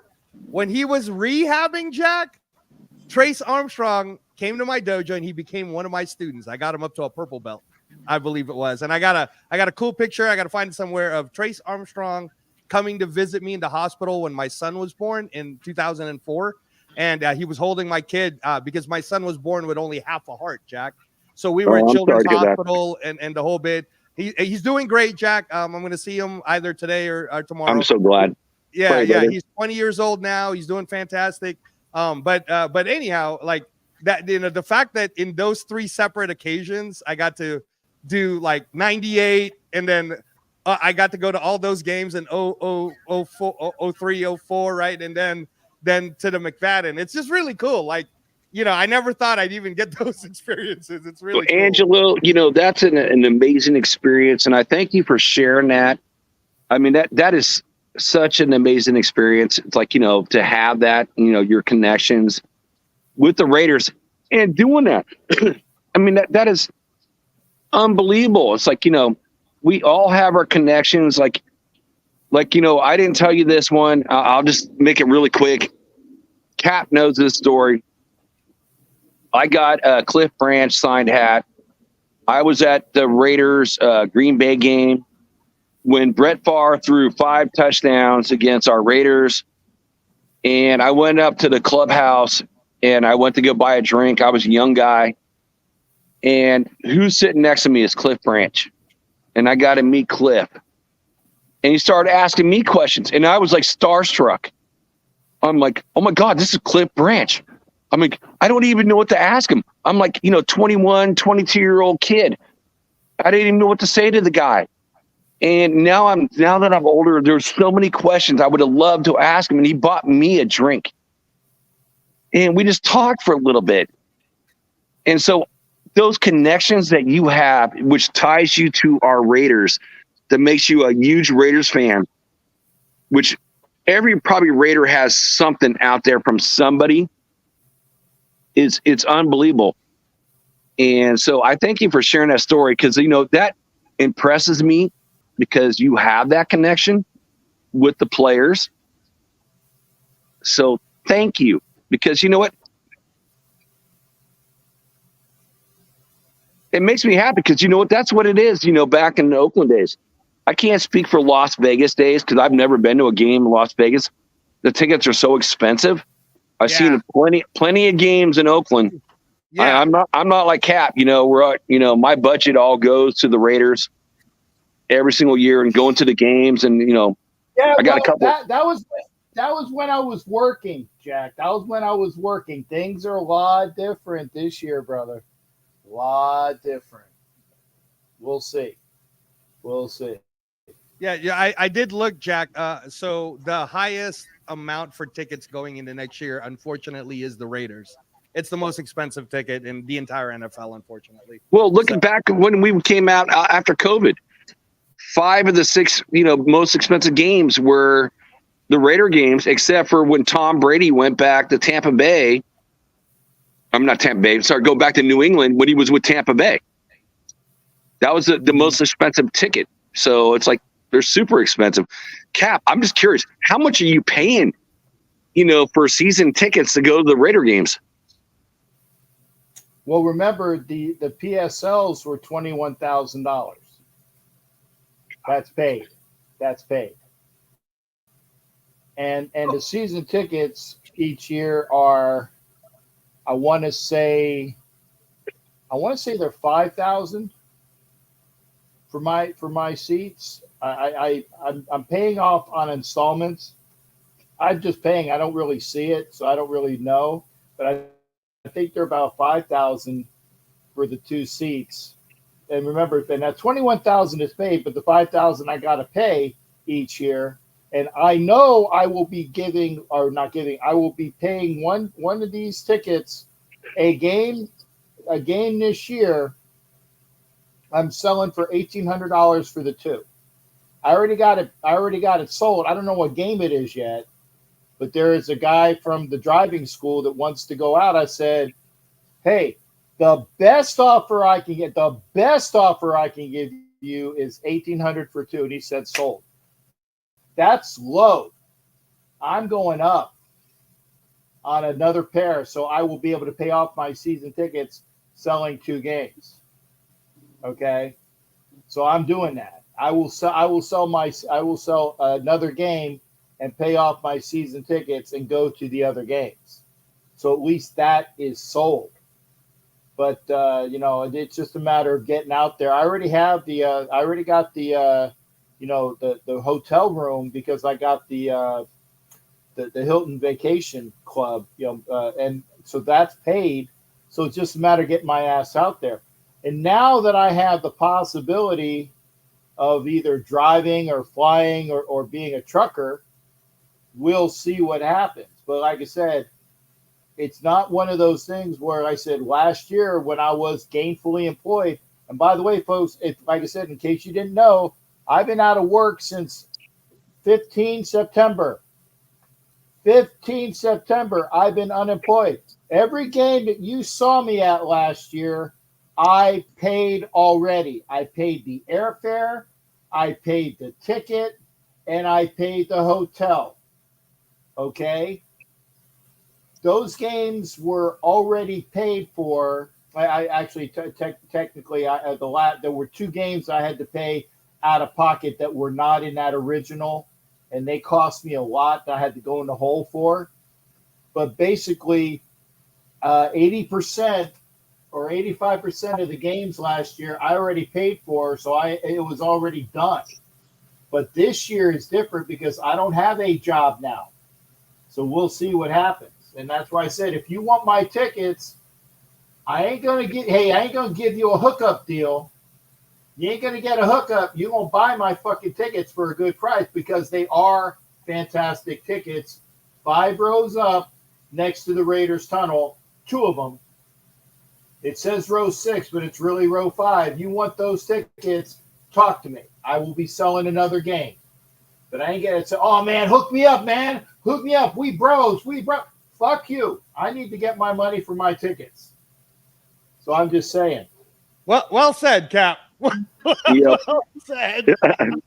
And Jack, can I tell you? So for me, my brother, bless his heart, before COVID, he was doing pretty well in Hollywood, and because of COVID, the Allegiant Stadium wasn't open yet. So my kid brother buys me these corner end zone, super close seats to the Chargers Raiders final game of the year, where the stupid coach from the Chargers wanted to kick it when we could have just ended in a tie and both teams could have made it. Right? That's a classic one. That was a 60,000 people.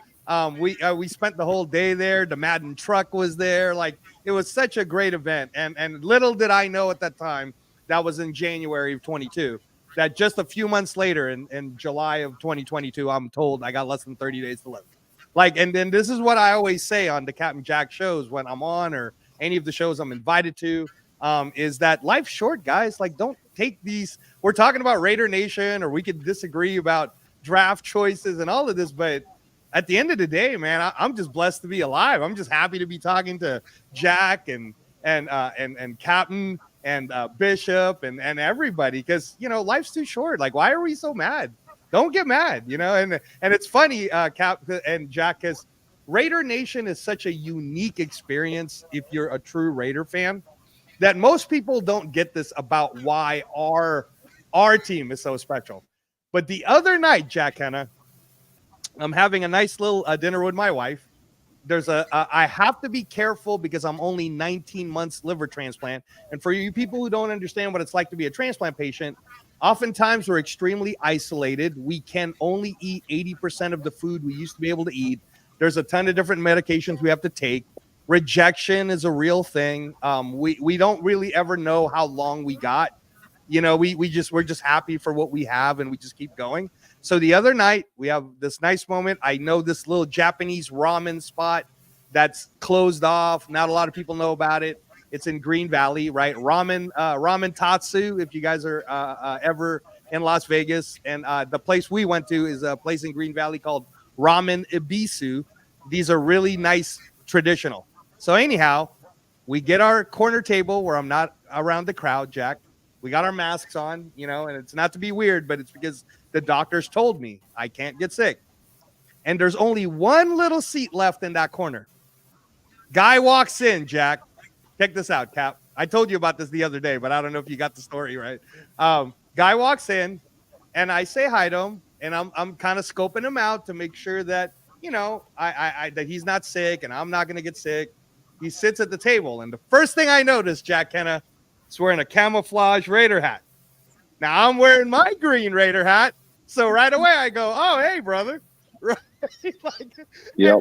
and then, you know, I offered him some of my food from the table. He looks at me and he's like, are you serious? And I'm like, come on, baby, Raider Nation. We got to all stick together here, right? Like, you know, while you're waiting for your food, I'm sure you're hungry, you know, have some. We start chopping it up. Little did I know, Jack and Cap, because I had just a great conversation with this guy. And we were talking about life and we were talking about all these different things. And then we talked a lot about old school Raiders, right? We talked a lot about Raiders, what it was like, the Oakland experience.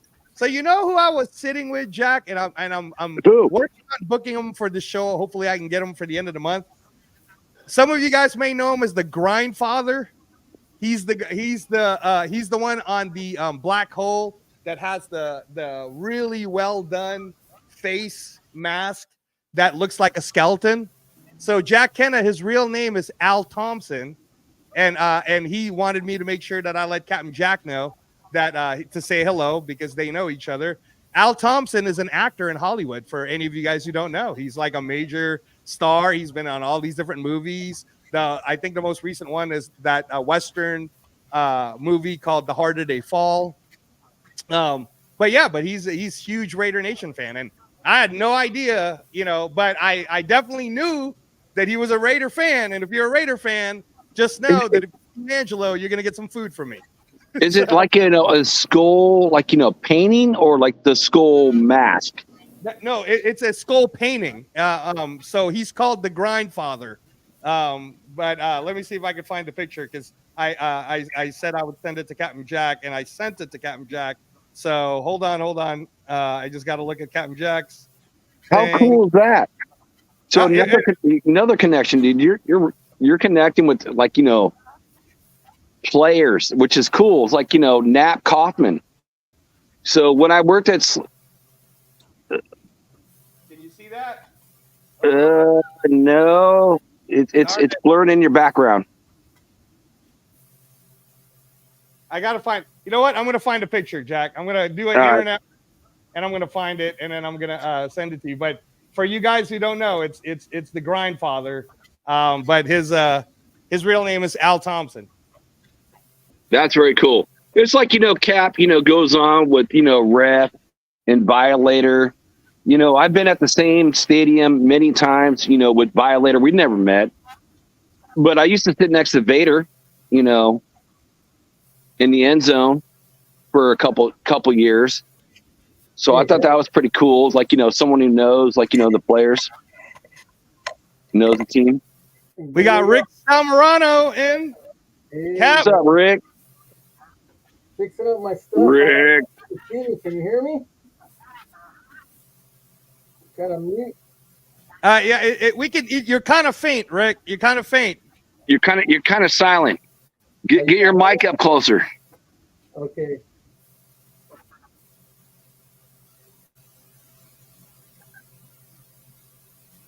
Okay, let me try to do this. All right. Tell us about Rick, Captain Jack. Tell us about Rick. Hey, I'm Rick. I put a hat on. I'll say Rick. Yeah, Rick is my shipmate from Hawaii. Great guy that he is. Probably one of the nicest guys going out there. We'll literally give you the shirt off his back, because I've seen it happen, and make sure that. Yeah, and now I don't have one that he's given me, but I've seen it. Okay, it's kind of wait.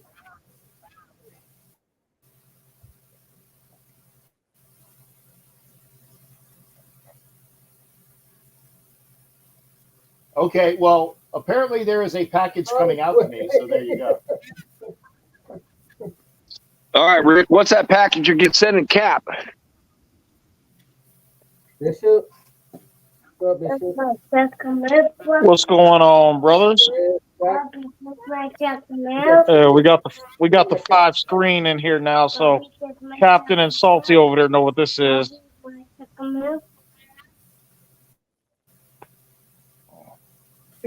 Yeah, go ahead. Right. Yeah, man. Cool.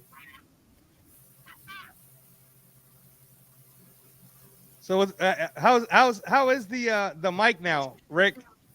Is it good? Because I'm using my camera here on the top. Let me try. Yeah, your camera is perfect, and your mic's getting better now. So tell us, Rick. Tell us. What do you want to talk about tonight? Well, you were talking about food, man, from Hawaii. So my wife is Filipino, so we get the good food too, you know, and we have the local grind. That's awesome. That's awesome. I think I lost you. No. We're still there. I was just giving you a solo shot so you can tell us about your Hawaiian food and your your Filipino wife and your beautiful family. I was trying to give you some stage time there, Rick.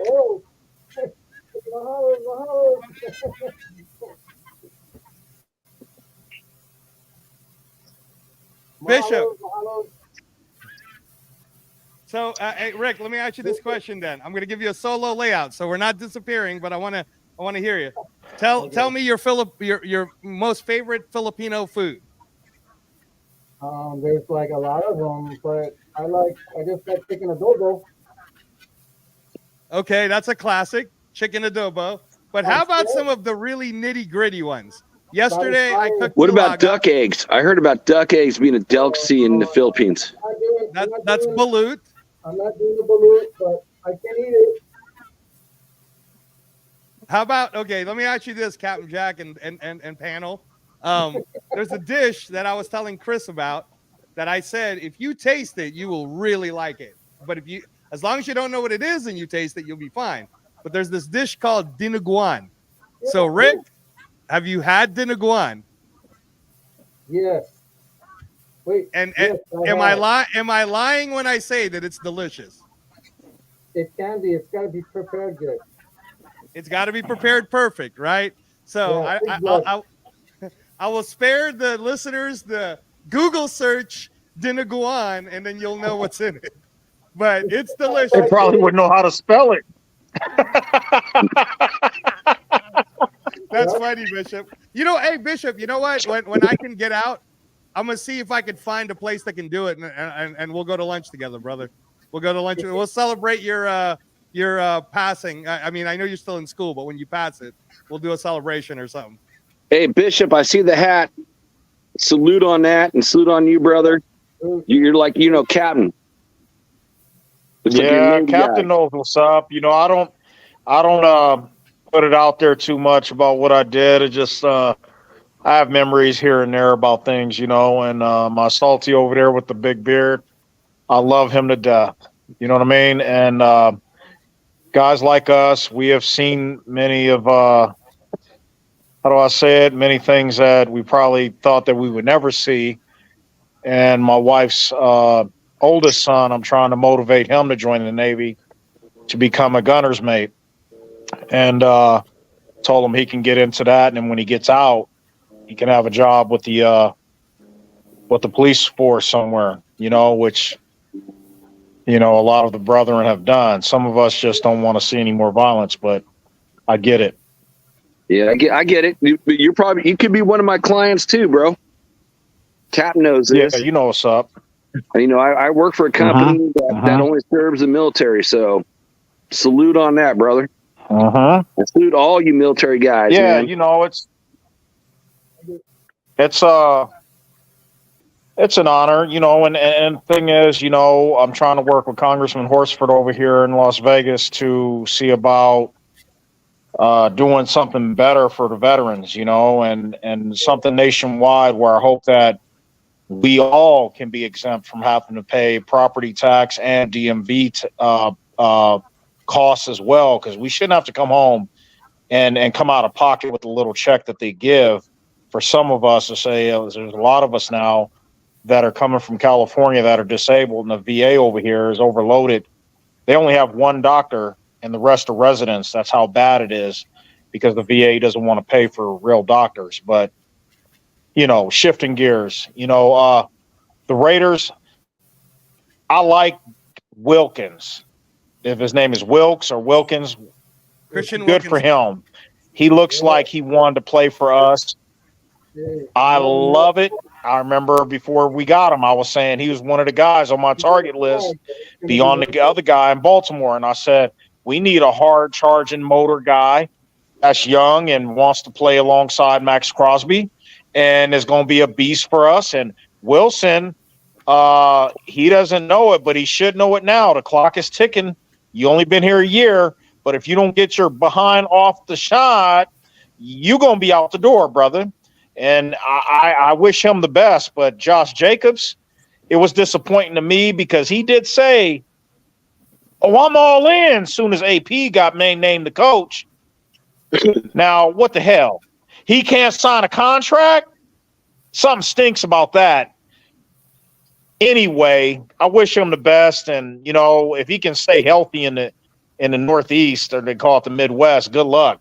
But so Bishop, I totally agree on your first take on the JJ. We all love everyone here loves JJ, but at 4 years, 48 million, that's 12 million a year. Can I break it down for you? And I can see why the Raiders said, "Hey, man." Can I just break it down for you? That price. Wait. Bishop. So, do you guys disagree with me? 12 million a year for 4 years. Bishop, I just want to make sure I tell you guys the actual price so that you know what it is. The way that Green Bay took Josh Jacobs from us, and if you watch 2 Sunday ago shows and last Sunday show, I've been saying we should have just tagged him at 14. It's 14.1. Not that we're going to keep him at 14.1, but we would have been able to restructure it so it could have been around the 10 million range or the 9 million range or whatever. But then no one would have gotten a chance to talk to him. So the way Green Bay lured him in is they gave him a 12.5 bonus up front, like for signing. The contract this year is only 14.8, and that's guaranteed, right? But then the other years aren't guaranteed. Only 14 million guaranteed. That's it. Well, for this year, it's the 12.5 and then the 14.8. And then the other year, the next 3 years, I mean, I guess the way they see it is if they wanted to cut Josh Jacobs, they could. See you later. Thank you, honey. See, the thing that I was getting at real quick about that whole contract is this. I had him pegged around 12, no more than 12.5. And that's because he did not meet his quota for the contract year last year. That was incentive laden for him to get that out. I probably wouldn't have tagged him, and this is why. When you trap a player like that and then say, "Hey, I want to renegotiate the contract, let's work something out," he feels obligated now to be stuck somewhere, and that's manipulation. I'd rather work it out where both sides want to do it. And I had the idea from Josh saying he wants to play for AP, period. Whatever the cost is, you work it out. If it's incentive laden, okay, I get it. He should get that. But don't tell me that all of a sudden you want to go to another team like the Packers who, they're not better than us as far as talent on a team and management and all the coaches. I thought this is a slam dunk to want to stay here. But if he's gone, which he is, okay. Now turns me just personally. I want the Beast and Zeus and company running back by committee, running that ball with Derrick Henry leading the pack. We can go to the draft. Maybe you're saying go get Mixon. Okay, he all right. He can play too. But man, could you imagine Kansas City, the Chargers, and the Donkeys trying to stop Derrick Henry and company? That would take a load off that offensive line. At what cost? I would pay him at Go ahead, Cap. No, what do you think? I was just saying, Derrick Henry is going to be taking money that we could pay to somebody else. Yeah. Sorry, I would take Joe Mixon plus somebody else for the money that Derrick Henry wants. If Derrick Henry is longer in the tooth, you got to pay. I don't want to pay. I don't want to pay that. I don't. Okay. If Derrick Henry says, If Derrick Henry says, I want to come to the Raiders because I want to be a Raider, and I will take a contract commensurate with how much is Mixon? I don't know what Mixon's contract is. I'm just saying, I'm sure it's not going to be as much as Derrick Henry is going to want. I can almost guarantee that. Yeah. And like I said, I think Mixon gonna ask for a bag. If he couldn't get it in Cincinnati, he's gonna want it elsewhere. Okay, well, like I said, then Joe Mixon, I'll say, Joe Mixon, if you want a bag, go find it. If you want to be a Raider at a good price, we're going to offer you this. It's all about what, if you want to play for the Shield, at a decent price, not a cut rate price, but at a decent price, come in and play for the team that you wanted to play for ever since you lived in the Oakland area. We're giving you that offer. If you want the bag, hey, more power to you. Go find it and come back later on, because that's where it's at. I want players that want to play for the team that is looking to build amongst all the people that are here, and there's a good core here, right? And he can be that extra special player, but not at a big bag. Derrick Henry wants a bag. If Joe Mixon wants a bag, I said, you can't sign everybody. All these people say, well, he just got cut. Oh, let's sign him. And I saw it like Samoan Raider had a great video. It's like, hey, this guy just got cut. Oh, let the Raiders grab him. This guy just got cut.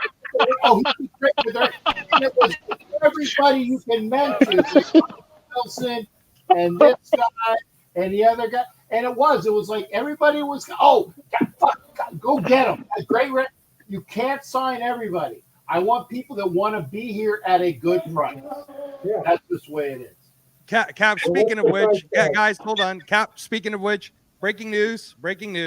So if you guys have been watching it every Sunday, I do break this down. There's a trenches show that I broke down. You could just watch it. There was a guy named Damian Lewis, who I said James Craig, the O-line of the Raiders now, used to coach in LSU when they won the Joe Moore Award for Best Lineman. That man is now signing a pretty hefty contract to the Carolina Panthers. He's going from the Seahawks to the Panthers. So the Panthers, Cap, signed a $100 million guy in Robert Hunt, signed Damian Lewis. Looks like they're really trying to help out Bryce Young there. Yeah. And then here's the second breaking news. Aaron Rodgers is getting some help. Veteran O-line John Simpson, Cap, former Raider. Yeah, he's now with the Jets. He's getting a 2-year deal for $18 million. So just wanted to bring that up. Go ahead. Yeah, $9 million. That's a good deal right there. $9 million. Yeah. But Simpson didn't do crap. Nothing for us. I think Simpson, he's just for depth. So what's he going to do for Aaron Rodgers? I mean, it's expensive, but it's depth. Good luck. You put him in and out. The O-line. He's going to play just the pass protection at time. It's not like he's going to be put in every play. He's just for depth. But $18 million is a lot for depth. Yeah, I think. But if you look at all of these guys that are playing for other, like I said, like what was it? I can't remember his name, but he was playing for the Bills. The offensive lineman played for the Bills. Former Raider guard played for the Bills. Simpson, a former Raider guard, playing for the Jet. There are John Simpson.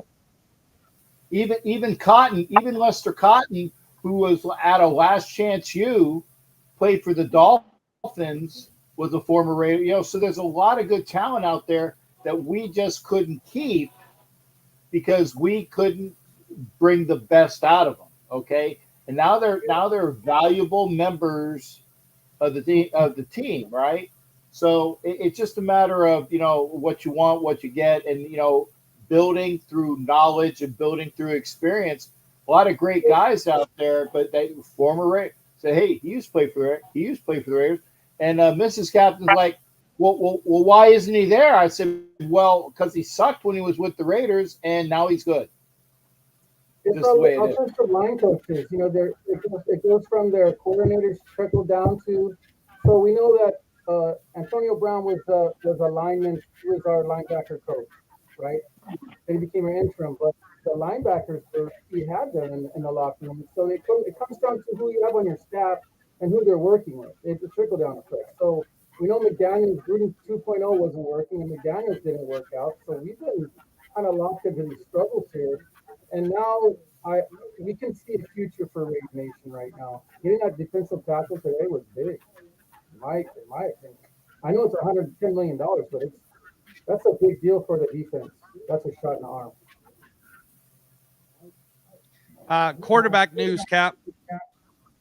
The quarterback right now, Jacoby Brissett, signed with the Patriots. Oh, okay. Jacoby Brissett signed with the Patriots. And there's traction happening right now because the Vikings still need a quarterback or a veteran presence. That Jimmy Garoppolo's name is showing up. So I don't think we've officially released him yet. Is there a trade package that can happen, Captain Jack? Is there a trade package to send him to the Vikings? It's alive. It's alive. He's still alive. That's funny. If he wants to go and he say, hey, we'll make it happen for you, why not? But we've already informed Jimmy Garoppolo that he will be a cut. We've already informed him that he will be cut, and so they can spread it over. They know that. Now, if Jimmy Garoppolo wants to, if the Raiders want to talk to Jimmy Garoppolo and his agent said, hey, we can make it happen definitively, we can do that. But it's still, I don't think that Jimmy Garoppolo or his agent are going to say, you know what, fuck you, we'll do whatever we want, because we're not going to help the Raiders out. Actually, the only thing that Jimmy Garoppolo did to help the Raiders out was taking the medication and got put on the two-game ban. That helped the Raiders out because that cut some of the contract of what we had to pay him. That was a solid that Jimmy Garoppolo did, whether it was intentional or not. But I don't think that that he's going to do something that's going to hook us up. We've already told him, we're getting rid of you, and I know. If it happens, great, but I don't foresee it happening. I don't foresee, that they're saying to the Vikings, hey, if you want them, you're going to have to give us X, Y, and Z. They're going to say, fuck you. We'll just wait until you release. That's just the way it is. He knows running back Cap Antonio Gibson is now signed with the New England Patriots. So the Patriots they got Brissett, they got Gibson, they re-signed Michael Onwenu. They might actually go quarterback, but there is rumors that they might go get Marvin Harrison. So just waiting to see what happens there. Got the 3 pick, right? They have the 3 pick, right? They have the number 3 pick. That's correct, Rick. Garoppolo might end up back in New England, or he may play for Denver. Wow. Now that could be real because Jacoby Brissett signed a 1-year deal. So Cap, if you're correct, and the Raiders release Garoppolo, Patriots can pick him up cheap, maybe a veteran minimum or whatever, and then they might go Marvin Harrison. They might pick Marvin Harrison at 3. That would be a pretty crazy move. Maybe Jane Daniels does move down, huh, Jack? Maybe Jane Daniels moves down far enough. I would hope, but I don't see that happening. Yeah, no, because some of those teams are going to go O-line. They're going to get tackles or guards. Yeah, it could happen. No, let me paint the panel a picture. All right, because you guys who love me or hate me for doing this all the time at the Captain Jack Show, I'm going to give you a pretend scenario. Okay, let's hear it. Okay, so Chicago goes 1, and they say, you know what, Caleb Williams, and we just traded away Justin Fields to Minnesota for their number 2 pick, right? Okay, so now they're going to get to pick 11 in the second Minnesota's round. not number 2, though. It's Commanders. No. Listen. Oh, you're right. Number 11. I'm sorry. Minnesota Vikings is the number 11 pick, and they'll get to pick in the second round at 11. So now Chicago just addressed that. So they went Caleb Williams. Minnesota no longer needs the quarterback at this point, right? Jimmy Garoppolo signed with New England, so they're not going quarterback. Number 2 pick, Washington, they end up saying, somehow the Denver Broncos, I don't know why they did this, but they gave us the farm because they wanted the number 2 pick. So we said, sure.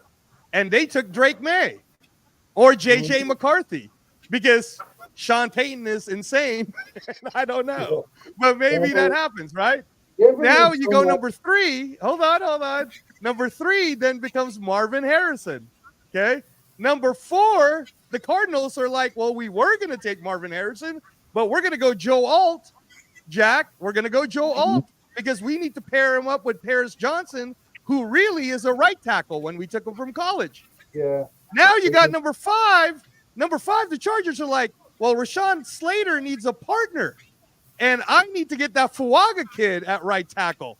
Now for our bookends or defense. Now we get to number 6 with the Giants, and I don't know, man. I mean, do they keep Daniel Jones or are they willing to trade with the Raiders so that we can go get Jane Daniels?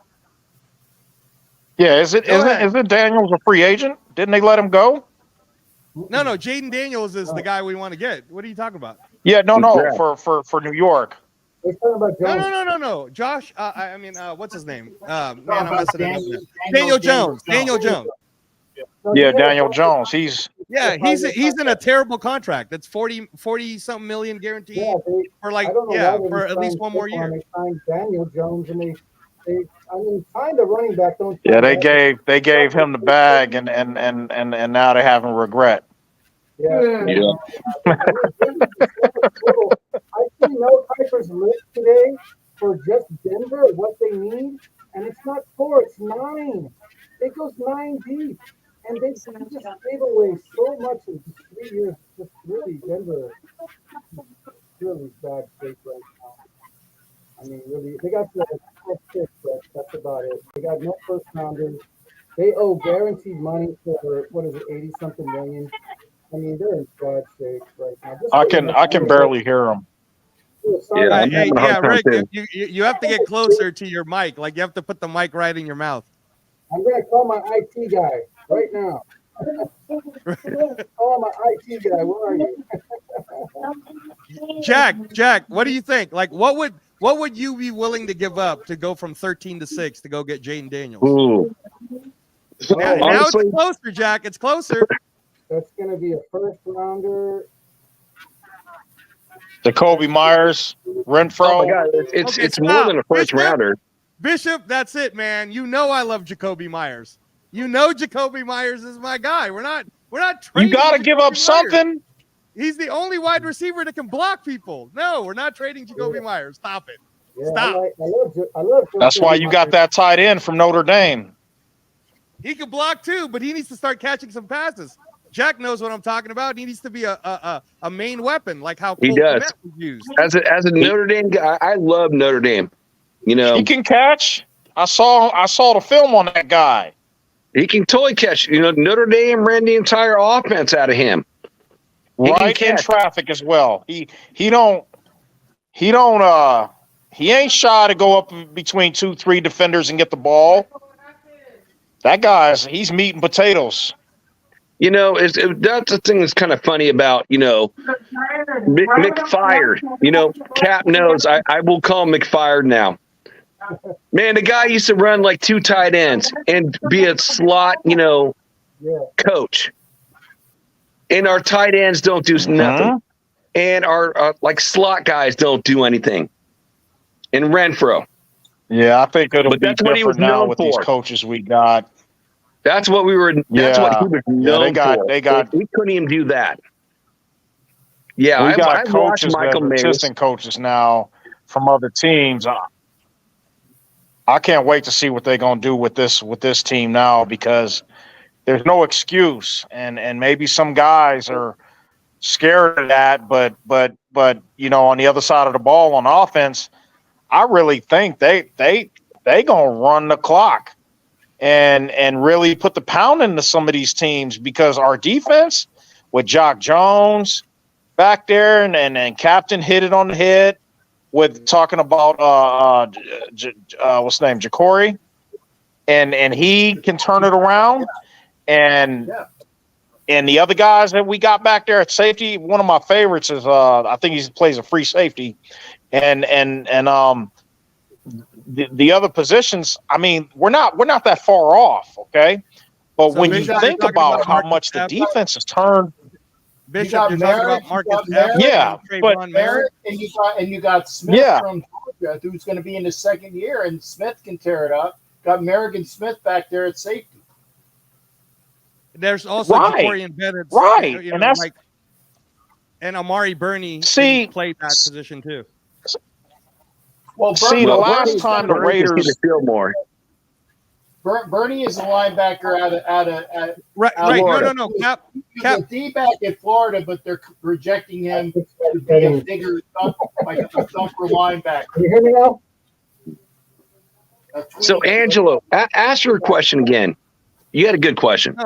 No. My question is, if number 6 is there and Daniels is available, and because the Giants are kind of in trouble because they're like, I don't know, man, do we give up on Daniel Jones right now when we guaranteed this money to go get this Jaden Daniels kid? Or the Raiders are offering us a pretty good package. And I'm asking you, Jack Kenna, what is that package? What is the package?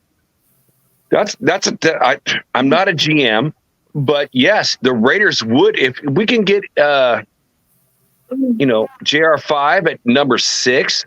I think Jones has got $140 million contract.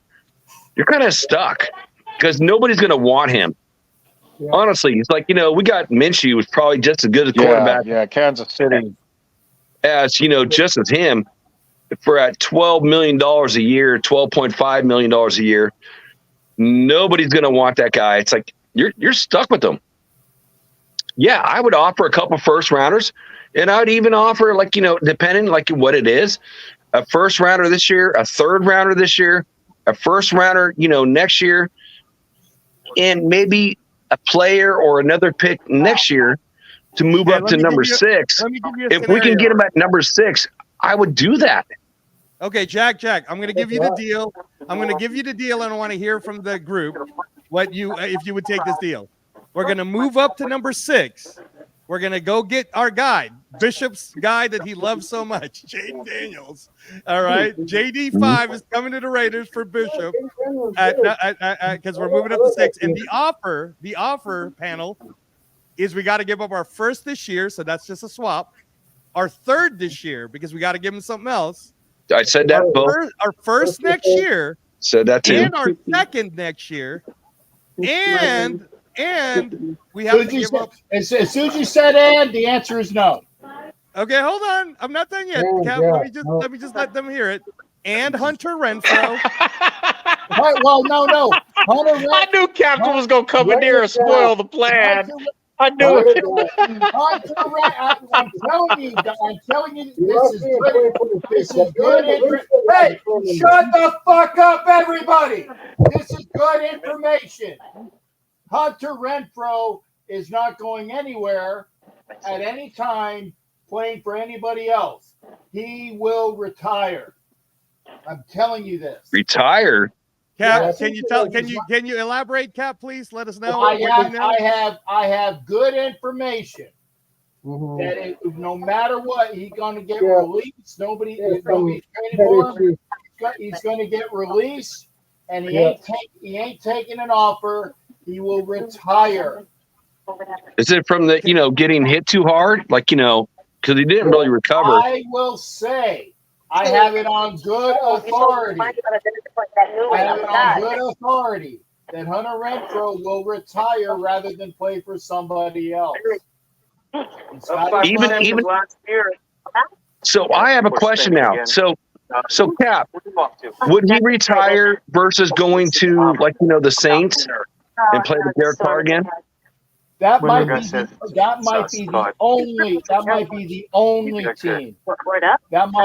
only team he goes to go play with Carr again. That might be the only team. But there ain't nobody else. And honestly, he doesn't want to play for anybody else. He wants to be a Raider. and that's it.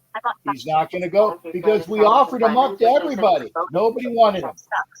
They're not going to trade for him because, and he's a great for what he does. He's a catch-all, good slot, gets you your first down, third and Renfro, great guy, but he's small, he's broken, he's brittle, and even he knows it. He's not playing. I'm not saying that I'm going to bet my house on it, but I would be very surprised if Hunter Renfro plays for anybody. I'll be very surprised. So, Angelo, I'm going to answer your question. Okay. So, go ahead. let's just say what Cap said is true, and he retires because he got hit way too hard, head injury, and you replace that Renfro, which got drafted in the 5th round, for a 5th round pick. I would do that deal. Ooh, Jack. And you know why? You know why I say that? Because you know what? We have a deep team. We're not a weak team. We have a pretty deep team. And what we talked about earlier, we have about another $20 million in salary cap. And so if we can get that guy for our franchise quarterback, going in for years ahead, because we got Minshew and AOC 4 right now, I would do that deal. Okay, we got a new guy here, Cap. Boston What's X. up? Boston X, Cap. Yeah. By the way, folks, two things. Xavier still owes me a hat. Yes, I know. How about a week from Monday? What's that background? Yeah, who's the background? There's some. We got a lot of background noise right now. Yeah, I don't know what the background is. That from you, Rick? 1,700 for a front. 1,700 something or other. It's weird, Cap. Okay. I don't have If they're nothing talking, if they're talking 17, I don't know why. That's military time. I took my settings. Here's the thing. Xavier's good people. Xavier's a Boston fan. I want to make sure everybody knows who Xavier is. He's a good kid. He still will owe me one of these days. He will come and recite the autumn wind to all of us. Do it now. No, he's not ready yet. He told me he would tell me when he's ready. He will get a proper Raiders hat. He will recite the autumn wind. He has until the beginning of the season to get this shit done, though. That's the homework assignment, okay? He will get it done. Raider hat, autumn wind. It'll be on the channel. And since Xavier is a TikTok guy, I want him to cut it so that he puts it out for TikTok and shows that he, because this bet was from 2 years ago when Chandler Jones won that game. Okay, we don't talk about that game. Well, just saying.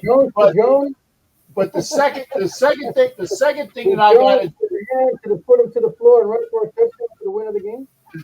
The second thing I got to say is it is going for 11:30, and I am going to try to get into line at DMV early tomorrow because I have an appointment at DMV on Wednesday, but I don't want to wait until Wednesday.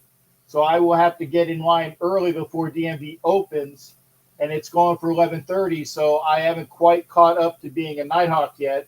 I want to say thanks to all the people for allowing me back onto my channel. and Xavier, it's not that I'm leaving because you came on. That's not the reason why. But if you have something to say to me, say it real quick because I'm going to bed. Mac Jones is finally gone. Mac Jones is gone? Yes, he's a Jaguar. Sir. Yeah, Mac Jones. Earlier before the draft, the news on that is Mac Jones was traded to the Jaguars. Which, by the way, again, for anyone who's been listening to the shows that I have been hosting on the Captain Jack Rackham Show, all I could provide you is the stats. Statistically, isn't it kind of interesting that Mac Jones from rookie year to now and Trevor Lawrence from rookie year to now has very parallel, similar numbers? Go look it up. I'm just giving you stats, people.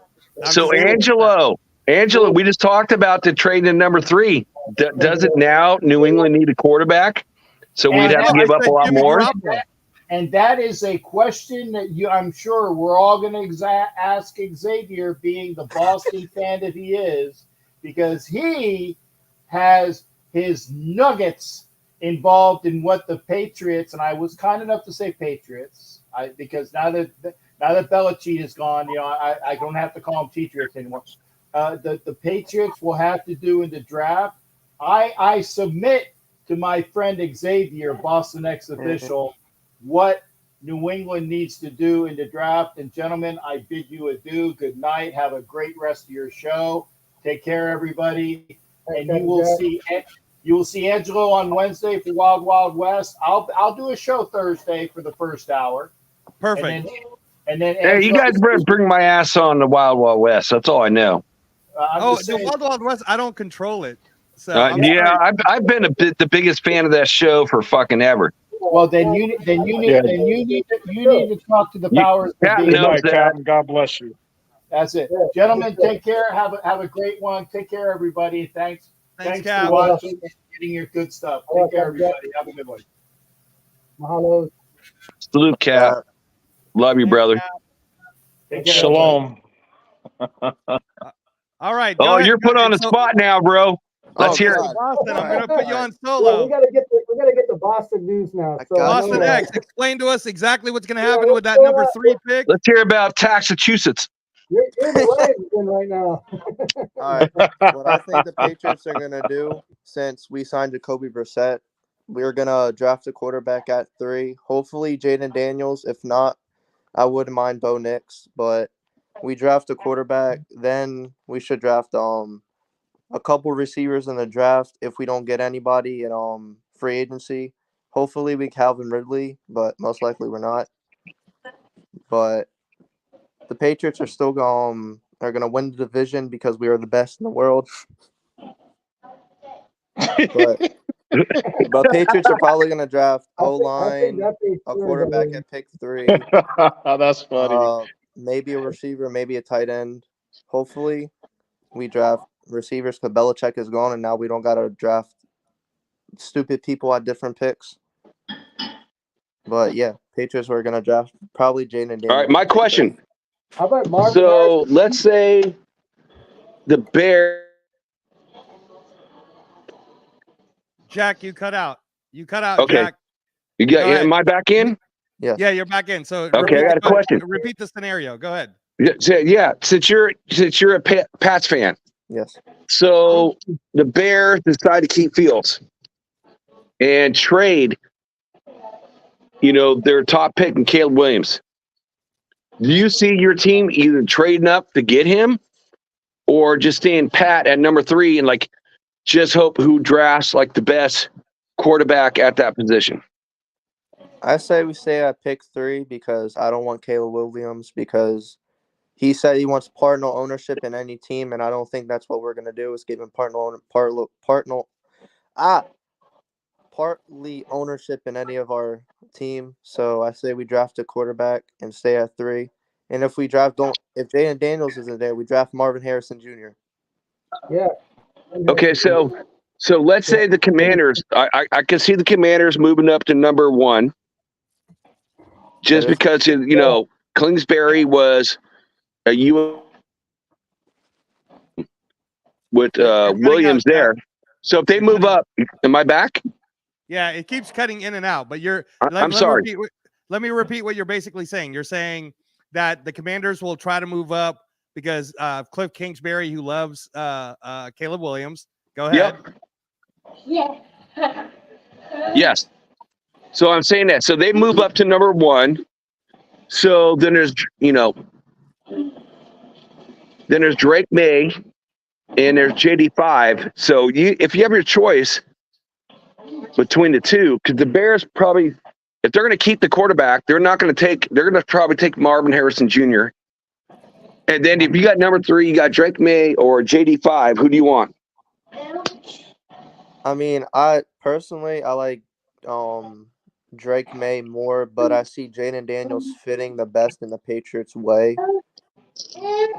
So I say what Jared Mayo is probably going to do is talk to owners, and he's probably going to convince them to draft Jaden Daniels.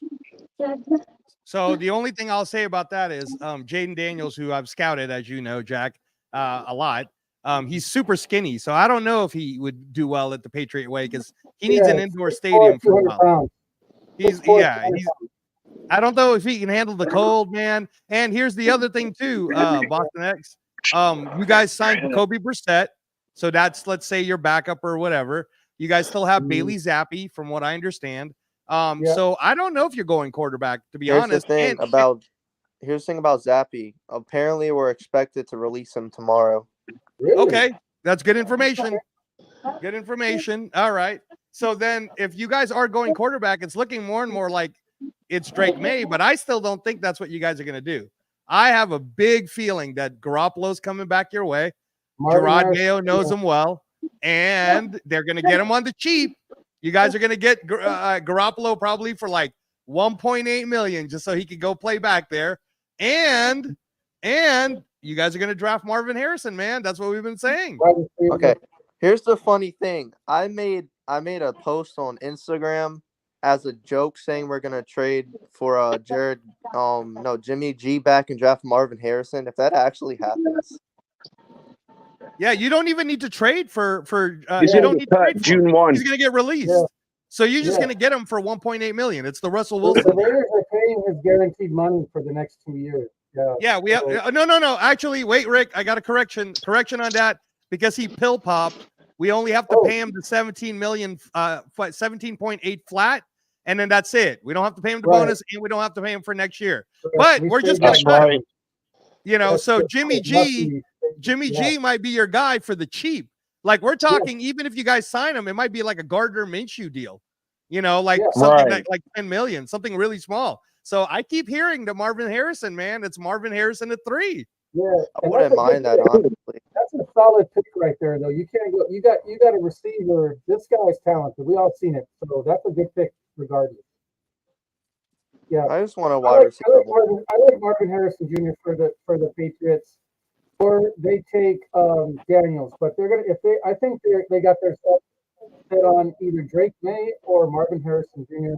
I think if Jimmy G does come to the Patriots because the ties there, and on the cheap, they're going to draft Marvin Harrison Jr., which is a solid pick. Yeah.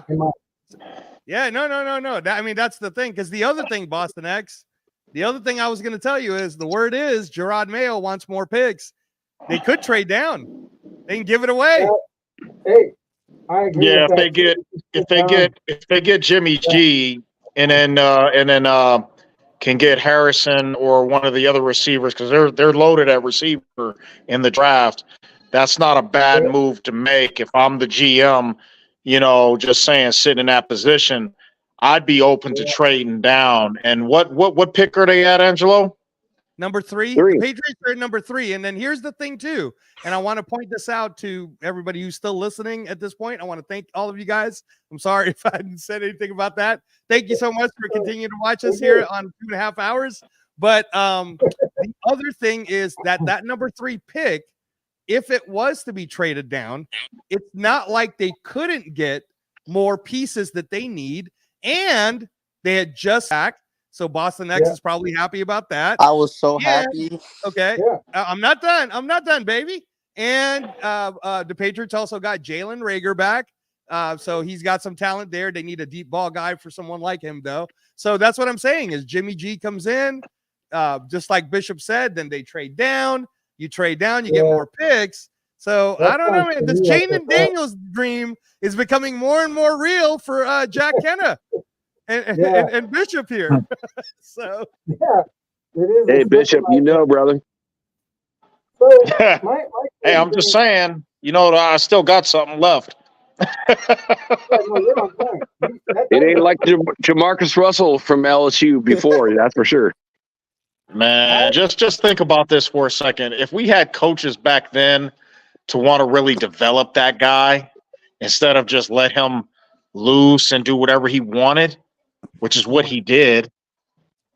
He was. Can Bishop, I just say this? I'm going to say this right now. I'm Bishop, sorry. Let me just say this real quick, Jack. I grew up in that. So can I just say that he was the first Russell Wilson, but he was a rookie? Same type of attitude. He's not a Russell Wilson. Russell Wilson was way better. No. I'm not talking about skill wise, Jack. I'm talking about mentality. You know how like I'm talking about Russell was the laziest Raider almost ever. He was so lazy. The money, the quarterback situation is so different in drafting your picks now than then. It was so much guaranteed. The guy was just lazy. He was lazy. He was. And we had no coaches to guide him or reel him in and say this is how you do it. There was nobody on the roster at his position, like a veteran QB, at that point either, to say, "Hey, come here, let me show you how to do this, kid." I mean, the guy's talent. He was throwing the ball over 70 yards through the damn goal on his post. knees. And it's like I know he that could hit a dime out there from so far, almost on the other side of the field. His size was better than Air McNair's. Okay, I played college ball against Air McNair. Okay, and I'm gonna tell you something. That's a tough carry to want to tackle a guy of that stature. Yeah, Air McNair was so. Here's my thought. You get so much money back in those days on a rookie contract. Yeah, he had no inspiration at all. And you could be right. The coaches didn't do that. We didn't have a lot of great coaches. At the same time, I played in high school ball. I played against Amani Toomer, the New York Giants' #1 wide receiver. I played against Aaron Taylor, who went to Notre Dame, my favorite college team, 4-year starter, let up no sacks, #4 pick overall, and went to the Green Bay Packers at a #4 pick. I played against these guys. It's like, you got to have some drive, dude. You look at MAXX CROSBY in the 4th round, and he's like the man on our team. He is leading our team. I saw him when he got drafted, and I knew when we got him, and I said, man, if they spend any time developing this guy and he comes into his own, I saw him right out of college saying he's coming off the defensive line. See, that's not that hard to do if you have any kind of technique to come off the edge, okay? If you're interior defensive lineman, you got to figure if you got the spin, you got the shove, you got the, whatever technique you're going to try to do to get in there or get an edge on trying to, stop the run or get to the passer.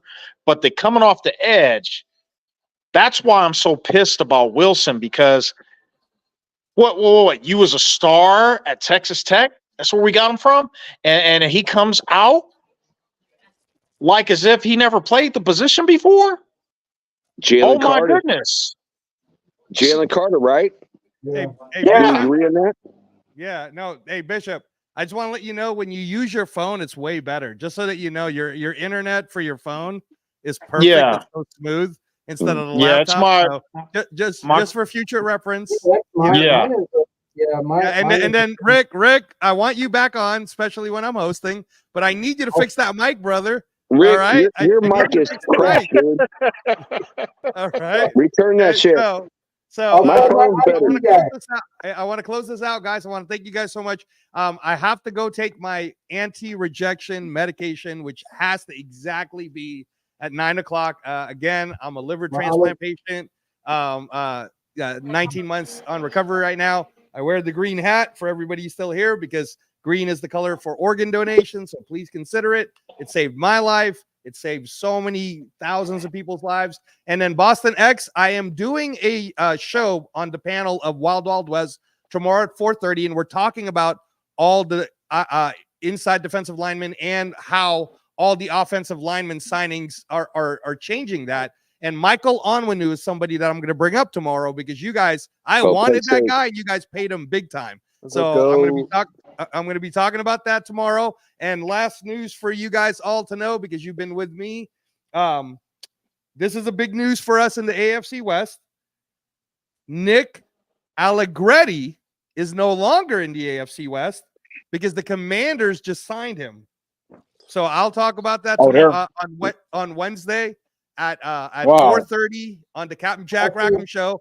And what's great about this, Bishop and Jack and Rick and I guess even you, Boston X-Men. What's great about it for us, for the Raider Nation, is our defensive, inside defensive line and front line guys got stronger, and the Chiefs got way weaker, guys. Yeah, way weaker. Our So let's defense see what is happens, because solid. they're going to need some stuff. They're going to need some stuff. Again, I'm going to talk about it Wednesday at 4:30. I'll be Captain Jack will be back on again at 6 o'clock Pacific time, 9 p.m. Pacific Eastern time on Thursday. So you guys can come join him. And then I'll be back on again on Sunday. And Jack, you know I love it when I do my Sunday shows. I'm just giving out stats, baby. I'm just giving out stats, and everybody else can give opinions, right? You know, so Hey, Angelo. thank you guys very much. Thank you, Jack Kenna. Thank you, Bishop. Thank you, Rick. Boston, Angelo. man, get me on your TikTok, buddy. Thank you guys to all the Captain Jack Rackham channel fans. I appreciate you all. Thank you so much. God bless. And I will see you guys all really, really soon. Angelo, I'll release my. Oh, go ahead. Sorry, Jack. Go ahead. Oh no, I'm going to let Captain release my info to you so we can hang out. Cool. And talk some more stuff. Awesome. Thanks, Jack. Thank you, guys. Appreciate you. Blessings, brother.